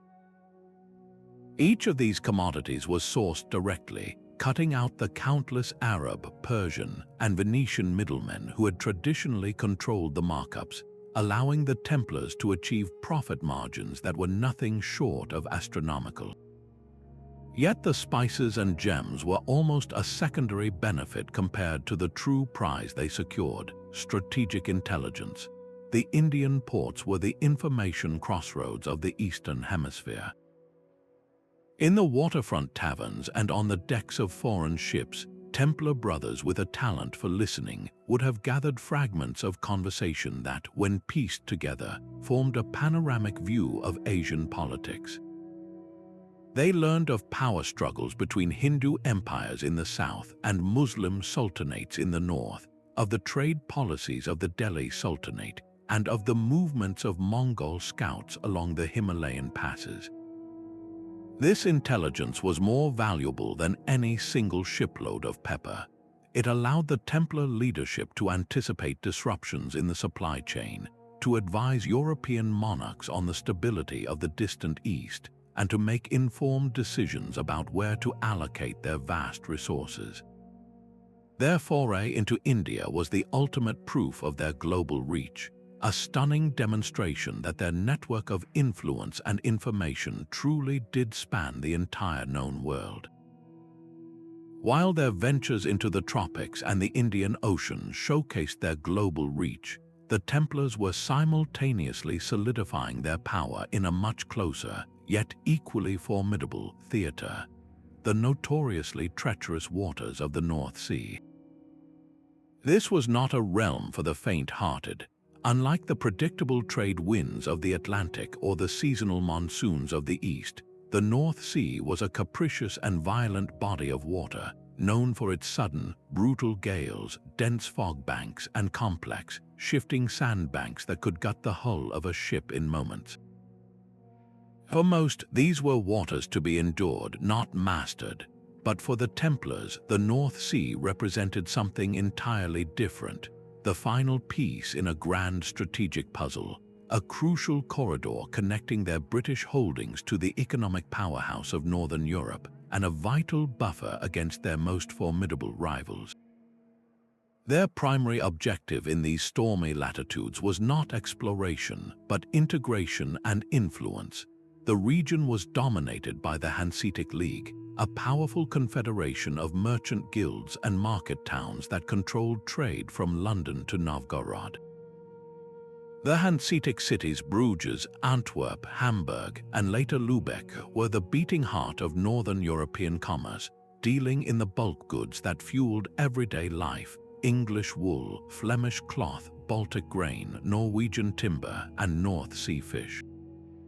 The Templars understood that to be a true transnational power, they needed a seat at this table. They could not afford to be sidelined in the north while they operated in the south. So they inserted themselves into this network with characteristic pragmatism. Rather than attempting to dismantle or directly challenge the Hanse, they became active participants, using their immense financial resources to underwrite trade ventures and their fleet to offer secure, reliable transport. A Templar ship sailing into the port of Bruges or Antwerp would have been a familiar sight, but its operations were anything but ordinary. While Hanseatic cogs were designed for maximum cargo capacity, Templar vessels retained their robust, versatile design, capable of carrying significant freight while also being nimble and well-armed enough to defend themselves. This allowed them to fulfill a unique and highly valuable role: secure transport for high-value, low-bulk goods and, most importantly, for people. While the Hanse moved commodities, the Templars moved capital and key personnel.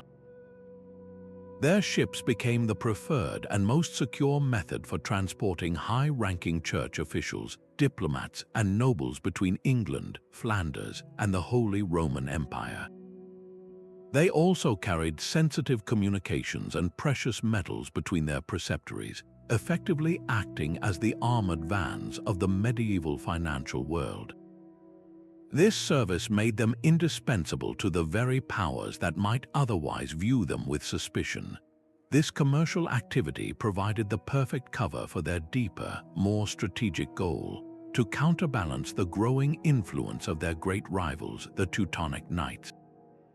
While the Templars focused on the Mediterranean and Atlantic, the Teutonic Order had embarked on a brutal crusade of conquest and conversion in the Baltic, establishing a sovereign state in Prussia and Livonia. The two orders were in a quiet but intense competition for papal favor, donations from noble patrons, and recruits. The North Sea network became the Templars' front line in this Cold War. By establishing strong commercial and diplomatic ties with the cities of the Hanseatic League, the Templars effectively flanked the Teutonic Order. They could influence the flow of resources like Swedish iron or Baltic grain that the Teutonics relied on, and they provided an alternative, less militant model of crusading engagement that appealed to many in Northern Europe. Their presence ensured that the Teutonic Knights could not operate with a complete monopoly on Northern crusading ideology or finance. The ability to maintain this constant, reliable presence in such dangerous waters was a testament to their unparalleled maritime skill.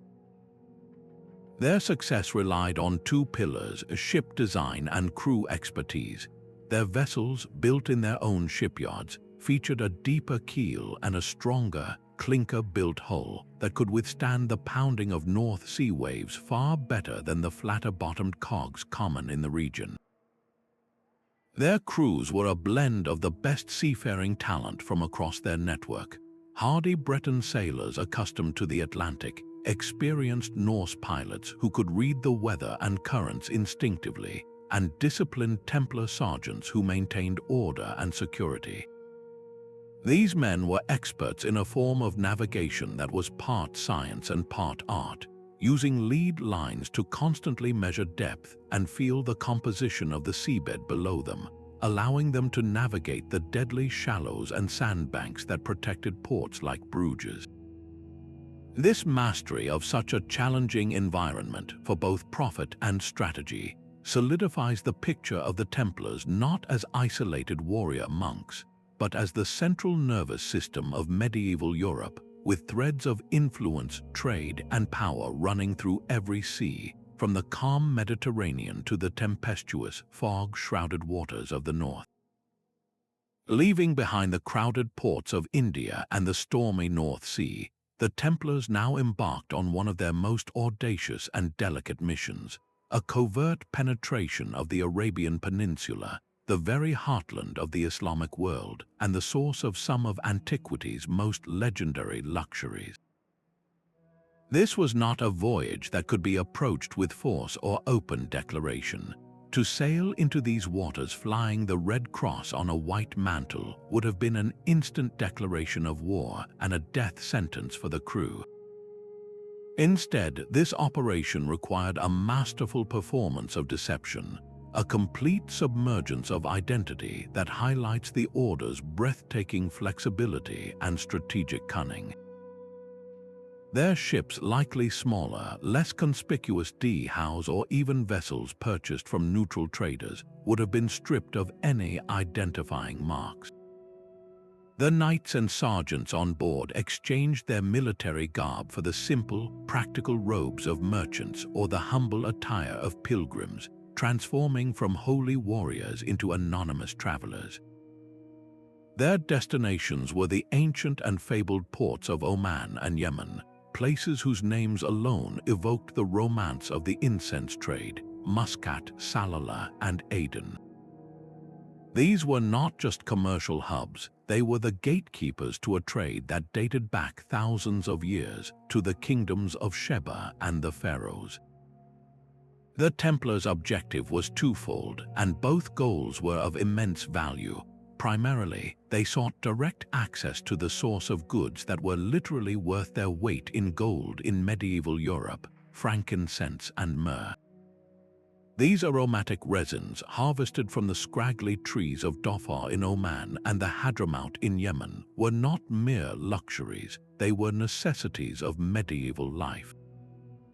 Frankincense was burned in massive quantities in every church across Christendom, its sweet, sacred smoke believed to carry prayers to heaven. Myrrh was a critical component in medicinal salves, perfumes, and the holy anointing oil used in coronations and last rites. By cutting out the long chain of Levantine and Italian middlemen, the Templars could acquire these substances for a pittance at the source and reap astronomical profits upon their return. But the second objective was, in many ways, even more critical: intelligence. The Arabian Peninsula was not a backwater. It was a strategic crossroads and a listening post for the entire Islamic world.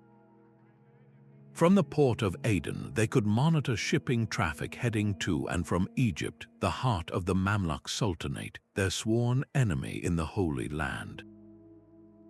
In the sophisticated merchant houses of Muscat, they could glean information about political stability, tribal alliances, and military preparations from traders who had recently arrived from Baghdad, Damascus, and Cairo. A Templar agent, posing as a merchant haggling over the price of a sack of frankincense, was perfectly positioned to ask seemingly innocent questions about the state of the roads, the mood in the cities, and the movements of caravans or armies. This raw, ground-level intelligence was filtered, analyzed, and sent back to the Order's leadership, providing them with a real-time understanding of the geopolitical landscape that was far superior to anything possessed by European kings relying on outdated reports and rumor.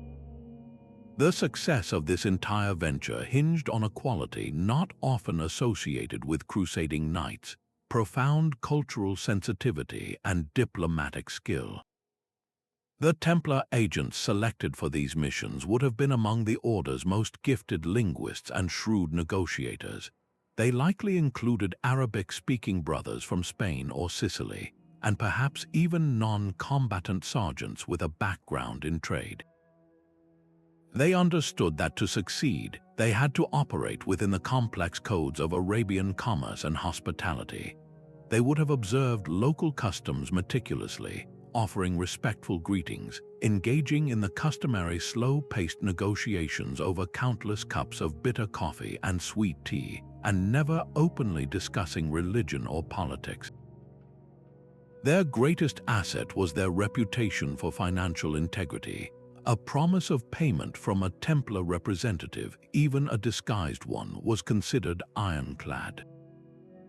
This reputation for honesty became their passport, allowing them to build trust with Omani and Yemeni traders who valued reliable business partners above all else. This foray into Arabia stands as the ultimate testament to their pragmatic, almost modern, approach to geopolitics. They demonstrated that even in the heart of their enemy's domain, beyond the reach of any army, influence could be built not with the sword, but with silver, respect, and a willingness to understand the world on its own terms. While their covert missions into Arabia tapped into the very source of ancient wealth, the Templars were simultaneously executing a far more visible, yet equally complex, operation in the storied waters of the Aegean Sea. This was not a realm of shadows and disguises. The Aegean was a fractured, volatile chessboard where the Order's success depended on a breathtakingly public display of diplomatic agility and naval force. Here, amidst the sun-bleached Greek islands that had been crossroads of civilization for millennia, the Templars faced a three-dimensional challenge, navigating the bitter rivalry between the fading Byzantine Empire and the aggressive Latin powers, combating a rampant pirate threat that choked all commerce, and securing the physical bases necessary to control the flow of trade between Europe. The Levant, their strategy was a masterclass in balanced power projection, proving they could be warriors, diplomats, and merchants all at once. The first and most pressing problem was the complete breakdown of security. The Aegean in the 13th century was a pirate's paradise. The collapse of centralized Byzantine naval authority had created a power vacuum, which was filled by a chaotic mix of Greek corsairs, Italian adventurers, and outright outlaws who operated from countless hidden coves across the archipelago. For any merchant vessel, the passage through the Cyclades was a terrifying gamble. The Templars recognized that this lawlessness was not just a threat, but the ultimate opportunity. By offering to clear the sea lanes, they could make themselves indispensable to everyone. They deployed their own specialized fleet, not the large cargo cogs used for Atlantic crossings, but faster, more maneuverable galleys and dromons crewed by their most disciplined marine contingents. These ships began systematic patrols of the most notorious choke points, like the narrow channel between Negropont and the mainland. Their tactics were brutally effective. They didn't just chase pirates away, they hunted them to their bases, destroying their ships and freeing their captives. This very public service earned them something more valuable than gold: the gratitude and trust of every legitimate merchant and ruler in the region. This role as protectors gave them the perfect platform to pursue their second objective, securing a network of strategic bases. They couldn't simply conquer islands that would have alienated both the Byzantines and the Latins. Instead, they used their newfound leverage to negotiate access. From the Byzantine emperor in Nicaea, they likely received permission to use facilities on islands like Lemnos or Lesbos, presenting themselves as a stabilizing force against both pirates and encroaching Latin powers. Simultaneously, they dealt with the Latin Prince of Achaea and the Venetian Duke of the Archipelago, offering their secure shipping services in exchange for docking rights and warehouse space in ports like Modon and Coron in the Peloponnese, and perhaps even on key islands like Rhodes. Their most significant acquisition was a strong presence on Crete after the island fell to the Venetians in the early 13th century. The great harbor at Candia became a major Templar logistics hub, a place where they could repair ships, store vast quantities of goods moving east and west, and keep a watchful eye on Venetian activities. This complex dance of diplomacy reveals the Order's political genius. They became the ultimate swing players, a neutral party that both sides needed. To the Byzantines, they were a useful counterweight to the aggressive Venetians and Genoese. To the Latins, they were fellow Catholics and the most reliable guarantors of safe commerce. The Templars expertly played these rivalries against each other, never fully aligning with any one faction, thereby maintaining their independence and maximizing their own advantage. Their compounds on these islands were more than just waystations. They were intelligence listening posts of the highest order. From the taverns of Candia and the docks of Chios, they gathered whispers about Venetian trade contracts, Genoese naval movements, Byzantine political instability, and the ever-shifting alliances of the Latin lords. This constant stream of information allowed them to anticipate disruptions in the trade routes, adjust their own commercial strategies, and provide invaluable counsel to powers across Europe who relied on their ground-level reporting. Ultimately, their mastery of the Aegean was the perfect demonstration of their broader strategic doctrine: control the choke points, and you control the world. By dominating the sea lanes between Italy and Constantinople, they held the tap on the entire flow of goods between East and West. A merchant who wanted their precious cargo of silks or spices to arrive safely now had a compelling reason to ship it on a Templar vessel or pay a fee for their protection. This gave the order not just a military and diplomatic victory, but an economic one, creating yet another lucrative income stream while solidifying their role as the indispensable guardians of medieval globalization. Their Aegean foray proved that their influence was built as much on the ability to guarantee safe passage as it was on the courage to explore the unknown. While their ventures into the Sargasso Sea demonstrated a mastery of oceanography and their Aegean operations showcased naval diplomacy, the Templars were also executing a quieter, more patient kind of expedition, one focused not on immediate profit or intelligence, but on long-term preparation and the deliberate cultivation of future possibilities. Their voyages to the then uninhabited Madeira archipelago represent this forward-thinking ethos in its purest form. This was not a mission of conquest or even of trade. It was an act of strategic gardening on a continental scale, a calculated investment in the very infrastructure of future exploration.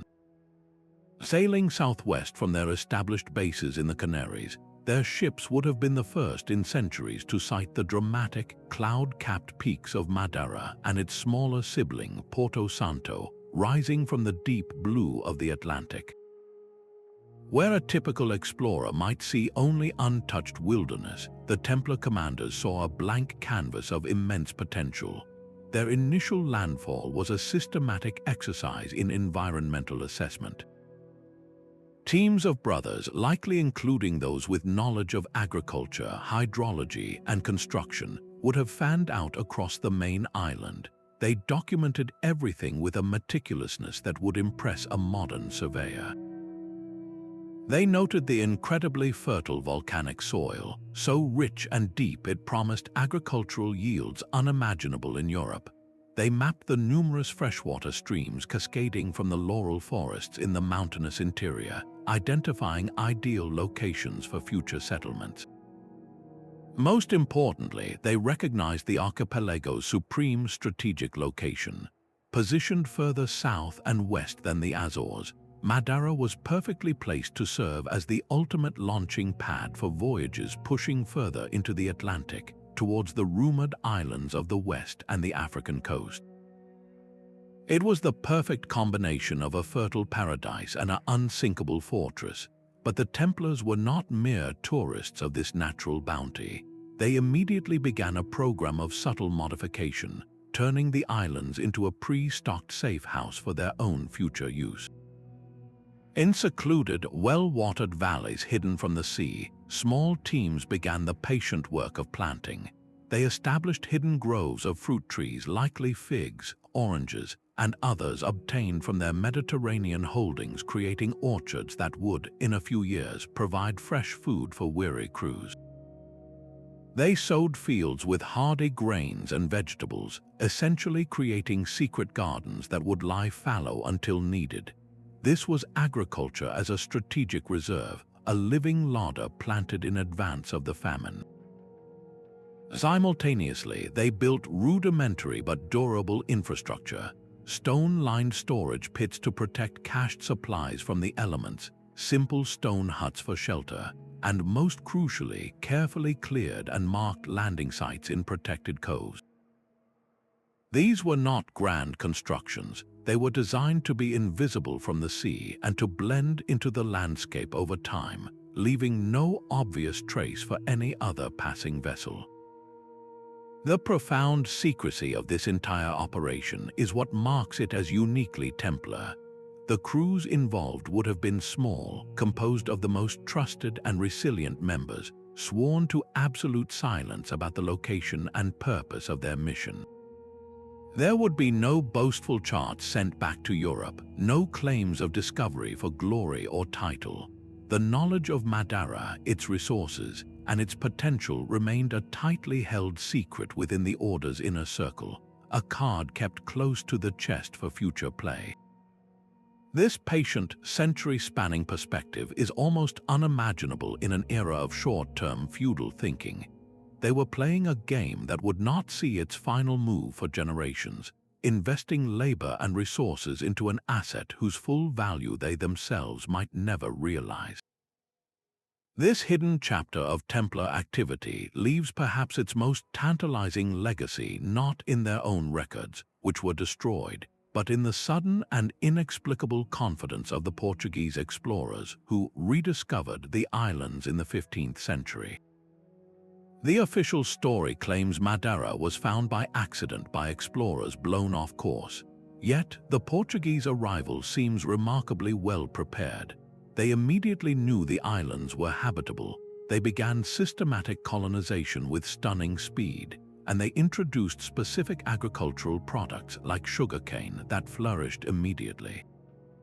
This has led many historians to speculate that Prince Henry the Navigator's school of sagas had access to knowledge that did not exist on any official chart. Could it be that when the Templar Order was dissolved in the early 14th century, fragments of their secret archives, perhaps a single cryptic map or a sailor's whispered testimony, found their way into Portuguese hands?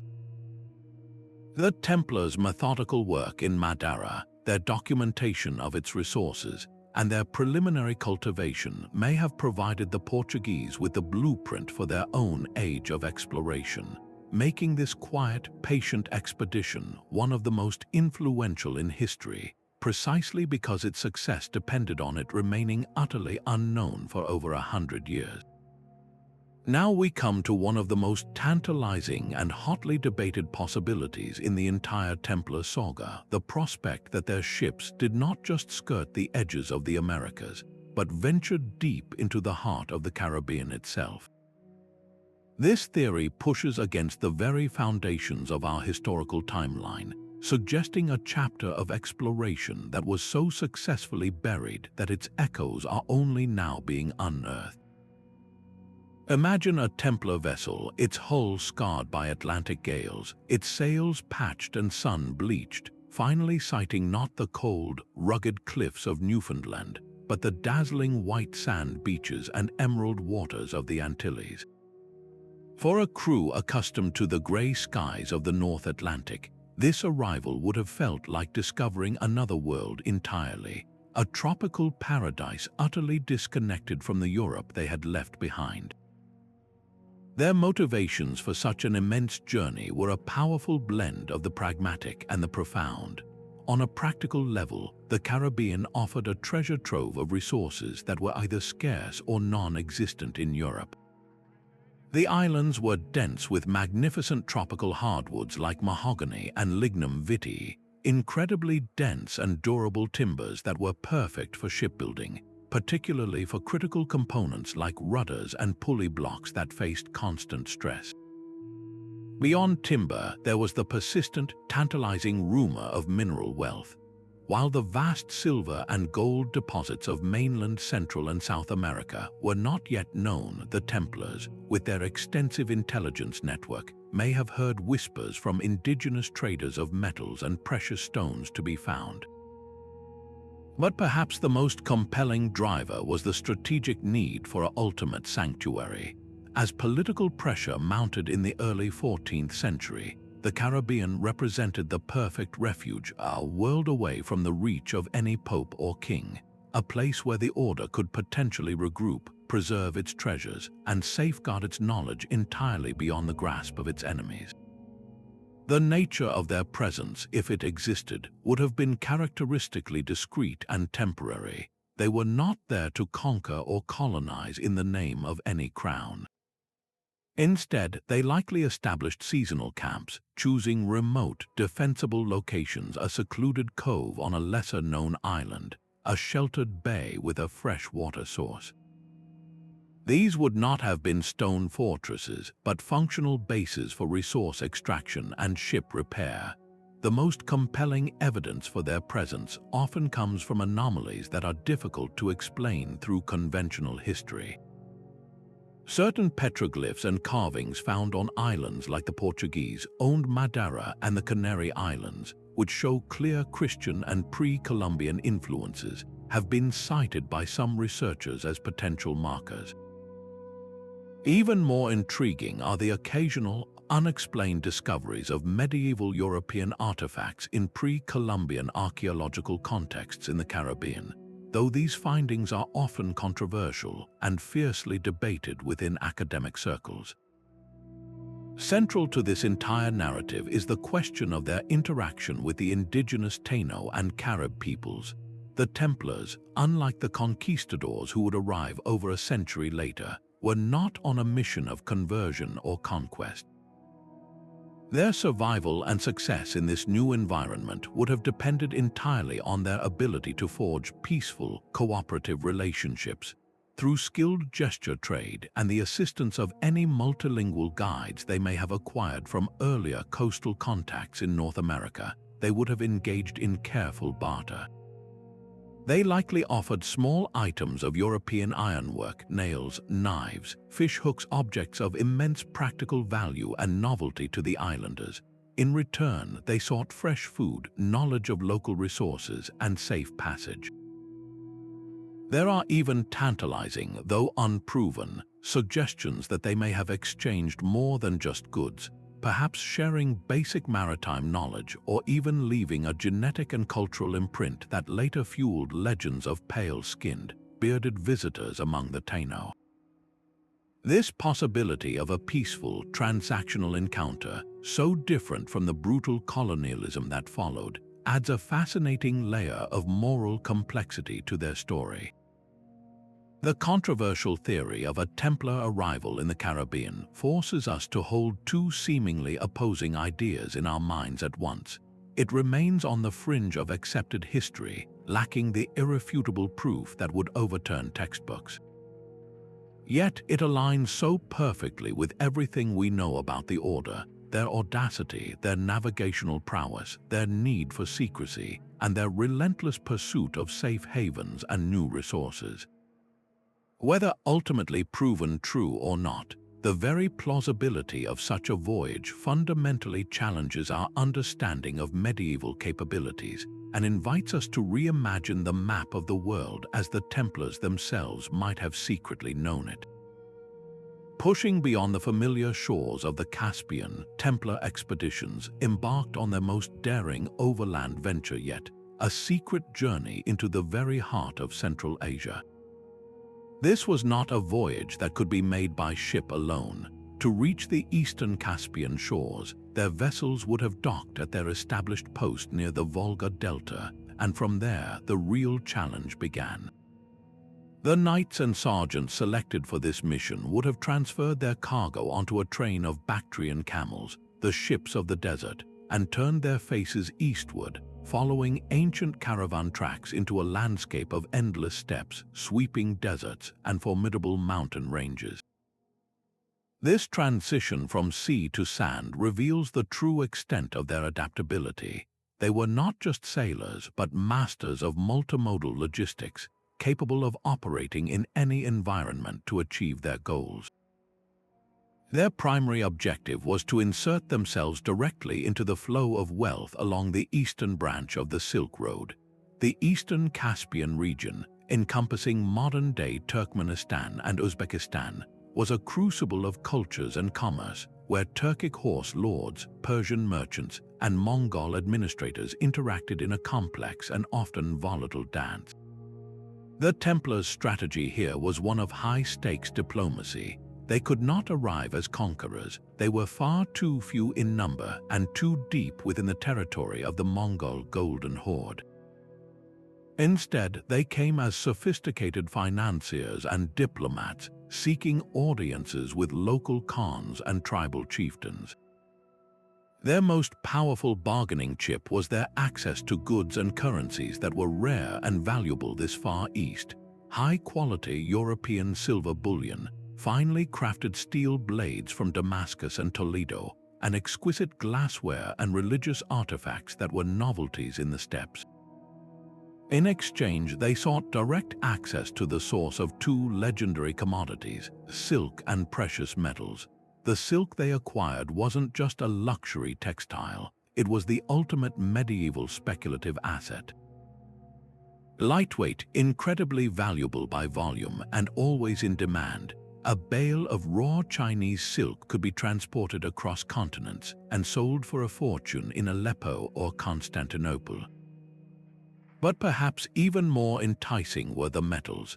The Pamir Mountains and the Tian Shan Range were rumored to be sources of immense mineral wealth, including silver, gold, and lapis lazuli. By establishing direct trade agreements with the local rulers who controlled these mines, the Templars were cutting out every intermediary along the thousands of miles of the Silk Road, creating a profit margin so vast it would have been unimaginable to a Venetian merchant relying on traditional suppliers. Yet the true value of these perilous journeys extended far beyond mere profit. Each Templar envoy and merchant was also a highly trained intelligence agent. Their mission was to gather critical information on the most powerful and unpredictable force in the 13th century world, the Mongol Empire. From their bases on the eastern Caspian, they were perfectly positioned to monitor the movements of the Golden Horde. They could report on the stability of the Khan's rule, the loyalty of his sub-commanders, and the readiness of his vast armies. This intelligence was absolutely priceless to the powers of Europe, who lived in constant fear of another Mongol invasion sweeping across the plains of Hungary. The Templars became the primary source of ground truth for popes and kings, their reports providing an early warning system that was more reliable than any other. This role transformed them from a military and economic order into a vital geopolitical intelligence agency, whose assessments could literally determine the fate of nations. Their successful penetration of the Eastern Caspian world stands as the ultimate testament to their global vision, proving that their network of influence and information truly did span from the Atlantic Ocean to the heart of Asia. Leaving behind the bustling trade of the Indian Ocean, the Templars now steered their ships into the warm, sheltered waters of the Persian Gulf, a region that was less about exploration and more about penetrating one of the oldest and most sophisticated commercial networks on Earth. This was not a journey into the unknown, but rather a deliberate insertion into a world of immense wealth and complex politics, where success depended not on force but on finesse. The Gulf was the historic crossroads of continents, a maritime Silk Road where the wealth of Mesopotamia, Persia, India, and Arabia converged. For the Templars, establishing a foothold here was the final piece in a grand strategy to control the entire flow of Eastern luxury goods into Europe, bypassing every single intermediary that stood between the source and their vaults.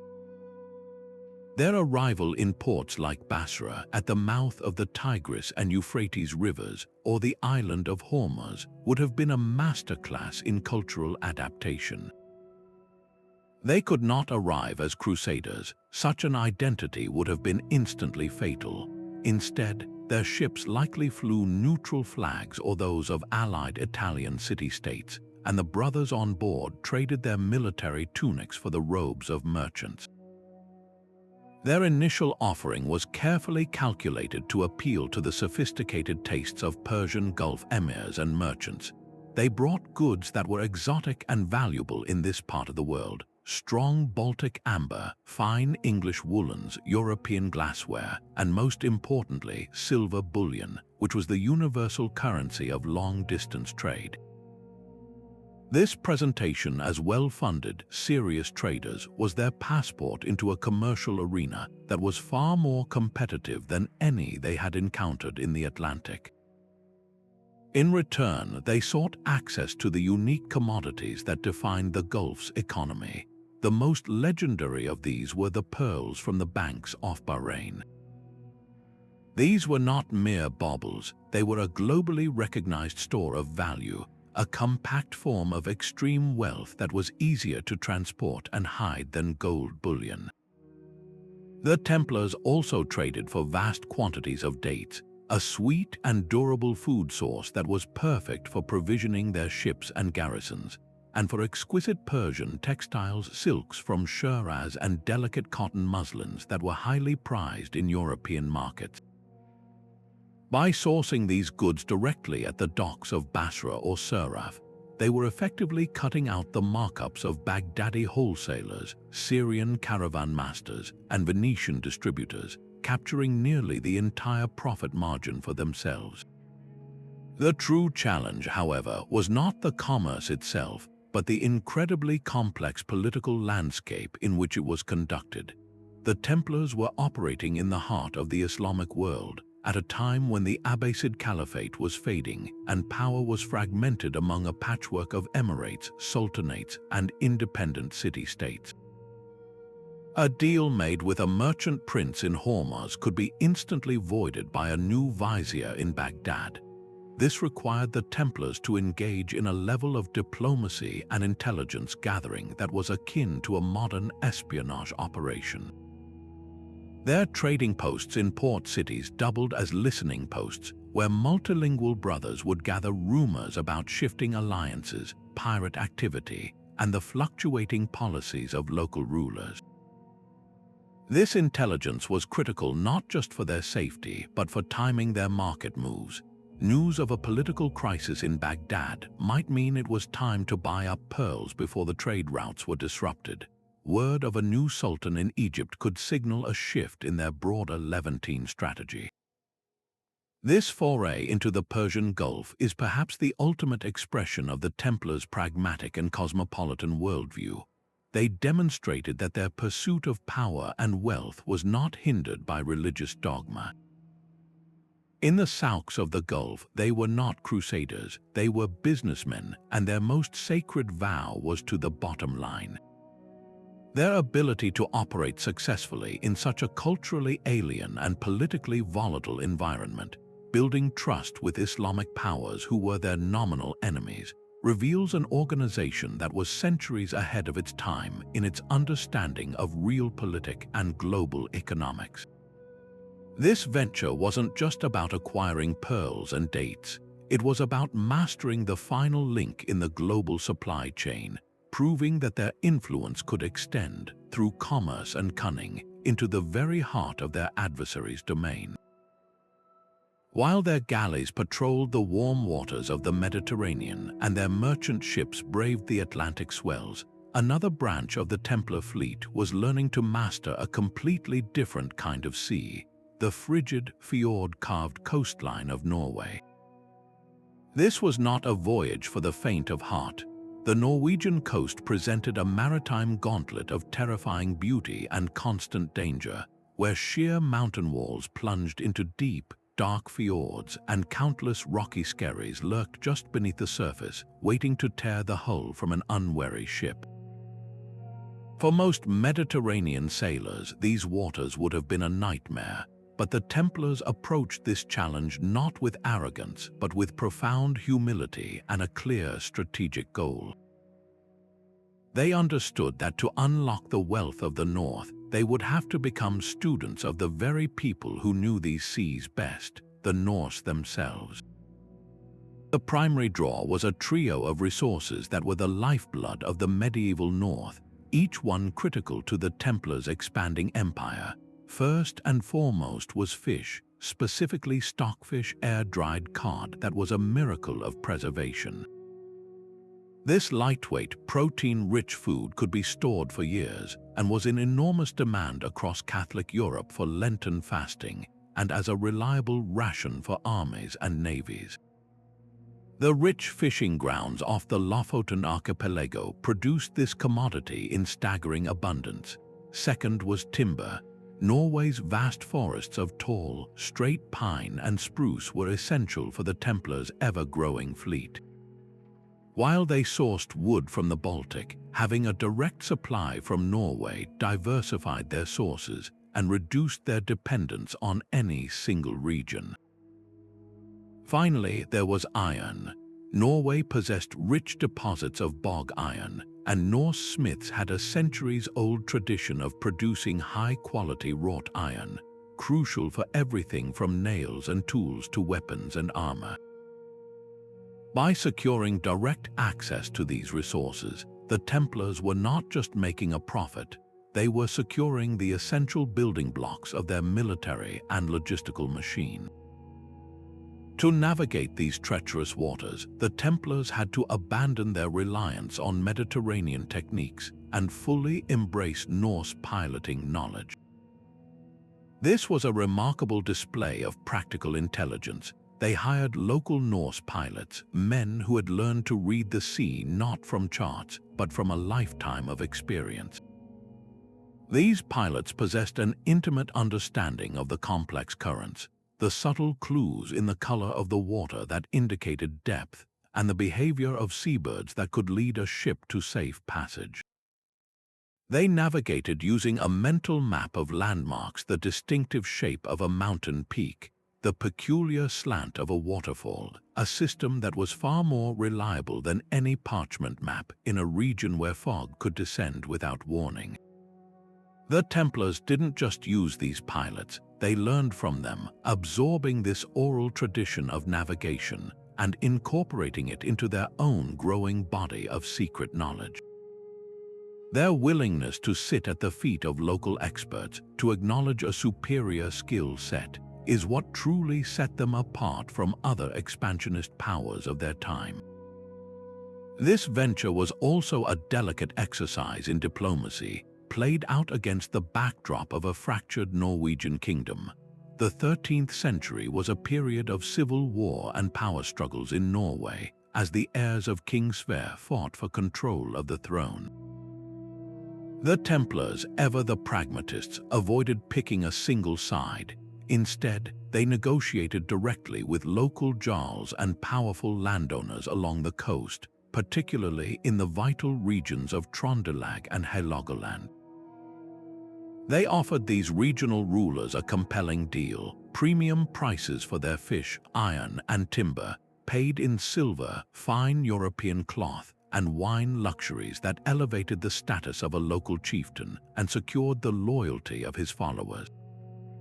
In return, the Templars asked for secure trading posts in sheltered fjords, safe anchorage for their ships, and guarantees of exclusive supply. This strategy of dealing with local power brokers rather than a distant crown allowed them to build a network of alliances that was resilient to the political turmoil at the national level. The brilliance of this Norwegian operation was its role as a strategic counterweight. By establishing a strong economic presence in Norway, the Templars were effectively flanking their great rivals in the Baltic, the Hanseatic League. The Hanseatic cities, particularly Lubeck, were desperate to maintain their monopoly on the north-south trade of these very resources. The Templars' direct dealings with Norwegian producers undermined the Hanseatic middlemen, siphoning off a portion of this lucrative trade and giving the order leverage in their broader competition with the League. Furthermore, their presence provided the Norwegian kingdom itself with an alternative to Hanseatic dominance, an option that many local rulers welcomed. This foray into the Norwegian fjords was never about conquest or colonization. It was a masterclass in soft power, demonstrating that the most enduring influence is often built not with swords, but with trade agreements, cultural respect, and a humble willingness to learn the secrets of the sea from those who know it best. And so we arrive at the final, most enigmatic chapter of the Templar maritime saga, a voyage that pushes beyond the boundaries of historical evidence into the realm of profound mystery. While their documented travels reveal a pattern of strategic calculation, this last journey speaks to something deeper, a relentless, almost primal drive to seek out the ultimate sanctuary, a place of legend whispered in the forgotten corners of ancient maps and esoteric texts. This was not merely an expedition for resources or trade routes. It was a quest for a new beginning, a final redoubt prepared for an order that could feel the walls of its world closing in. In the early 14th century, as the shadow of King Philip the Fair of France grew longer and the threat of suppression became palpable, the need for a bolt hole beyond all reach transformed from a strategic option into an existential imperative. The destination for this desperate gamble was the great unknown of the medieval world, the southern Atlantic. To the cartographers of the time, this was a vast, blank space often labeled simply as Mare Tenebrosum, the Sea of Darkness. But it was not entirely empty of speculation. Ancient and Arab geographers spoke of a great southern landmass, a counterweight to the continents of the north, which they called Terra Australis Incognita. Norse sagas, which the Templars had certainly studied during their time in Greenland and the Faroes, contained veiled references to mist-shrouded lands beyond the ice. Perhaps most compellingly, within their own rumored archives, said to contain knowledge rescued from the Library of Alexandria and the Temple of Solomon, were likely fragments of Phoenician and Roman charts hinting at distant shores. These weren't just maps, they were puzzles, and the Templars, with their unique blend of monastic scholarship and naval audacity, were perhaps the only ones in Europe equipped to solve them. The composition of such a fleet would have been the Order's absolute best. We are not talking about a lone, desperate ship fleeing persecution, but a carefully planned and lavishly funded armada departing well before the crackdown began. The vessels would be their largest and most seaworthy, specially reinforced for a journey of unimaginable duration. Their holds would not be filled with trade goods, but with the very seeds of a new civilization, cuttings of grapevines and fruit trees from their Mediterranean preceptories, sacks of diverse grain, breeding pairs of livestock, and of course, the most skilled artisans within the order: masons, blacksmiths, carpenters, and scribes. Most significantly, they would be carrying the core of the Templar identity itself, their most sacred relics, their treasury of gold and silver bullion, and the entirety of their secret archives, the accumulated knowledge of navigation, architecture, finance, and perhaps even spiritual teachings that constituted their true power. This was less a voyage and more a transplanting of an entire culture onto a new, hidden shore. The enduring mystery and the source of centuries of speculation is where this final voyage may have led. One compelling theory points toward the Azores and beyond, following the same mid-Atlantic ridge that had served them so well, pushing further southwest toward the archipelago of the West Indies. Another, more tantalizing, suggests they rode the prevailing currents and winds southward from West Africa, possibly reaching the remote islands of Tristan da Cunha or even the eastern bulge of Brazil, where curious archaeological anomalies and local legends of white-skinned, bearded men arriving long before the Portuguese have persisted for centuries. The most audacious theory proposes they used their advanced understanding of stellar navigation to sail deep into the southern hemisphere, drawn by the myth of Terra Australis, potentially making landfall on the shores of New Zealand or Australia. While evidence remains circumstantial and fiercely debated, the sheer volume of these myths, scattered across disparate cultures, suggests a profound and unexplained pre-Columbian contact that aligns perfectly with the Templars' capabilities and motives. The ultimate fate of this final fleet is the greatest historical ghost story, They vanished not into a storm but into silence. No wreckage was ever conclusively found, and no colony ever announced itself. This has led to two equally fascinating possibilities. The first is tragic failure, that the immense journey proved too much, and the entire armada was lost to the fury of the roaring forties or the icy grasp of the Southern Ocean. The second, far more captivating possibility is that they succeeded beyond their wildest dreams. They found their sanctuary, established their New Jerusalem in a land of unimaginable abundance, and chose to remain hidden, severing all ties to a world that had turned on them. Their legacy, then, would not be a lost treasure chest to be found, but a living, breathing continuation of their order in a land that remained off all maps for centuries, their knowledge and bloodline merging with new worlds, leaving only echoes in the legends of distant peoples and the unexplained confidence of later explorers who seemed to know exactly where they were going. This final, secret voyage is the ultimate expression of the Templar enigma, a story without an ending, a question that continues to compel us to look at the blank spaces on the old maps and wonder what truly lies beyond the edge of history. From the frozen fjords of Norway to the bustling spice ports of India, the sheer scope of these 25 expeditions paints a picture of an organization that defies simple categorization.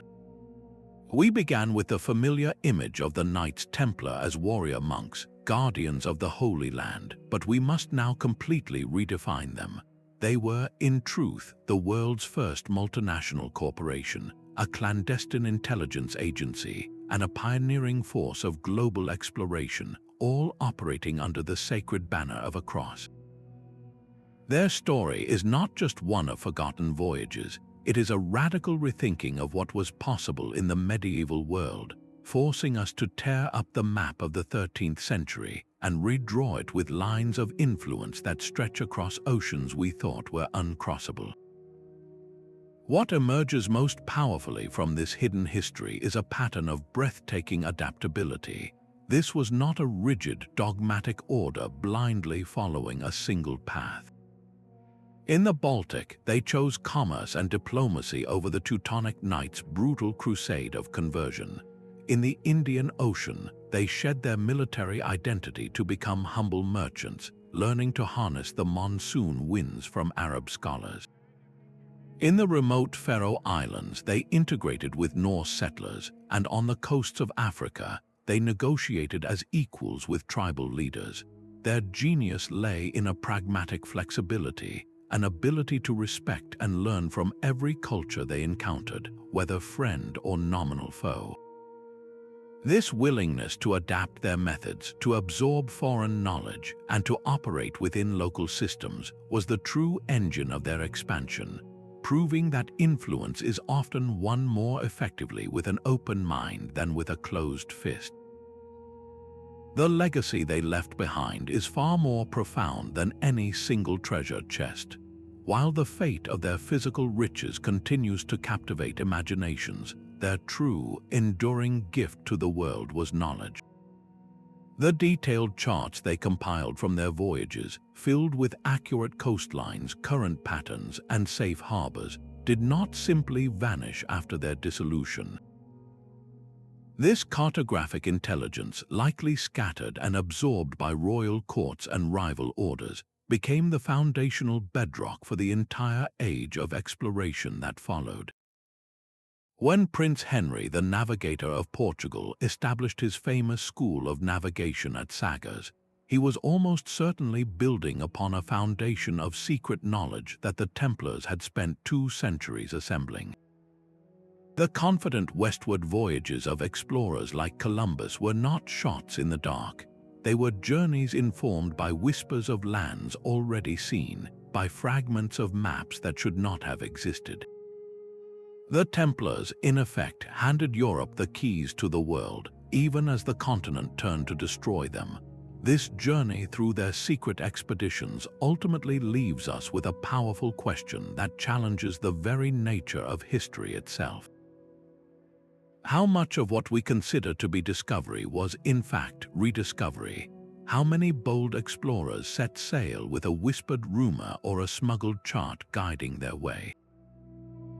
The story of the Knights Templar reminds us that history is not always written in official chronicles or royal decrees.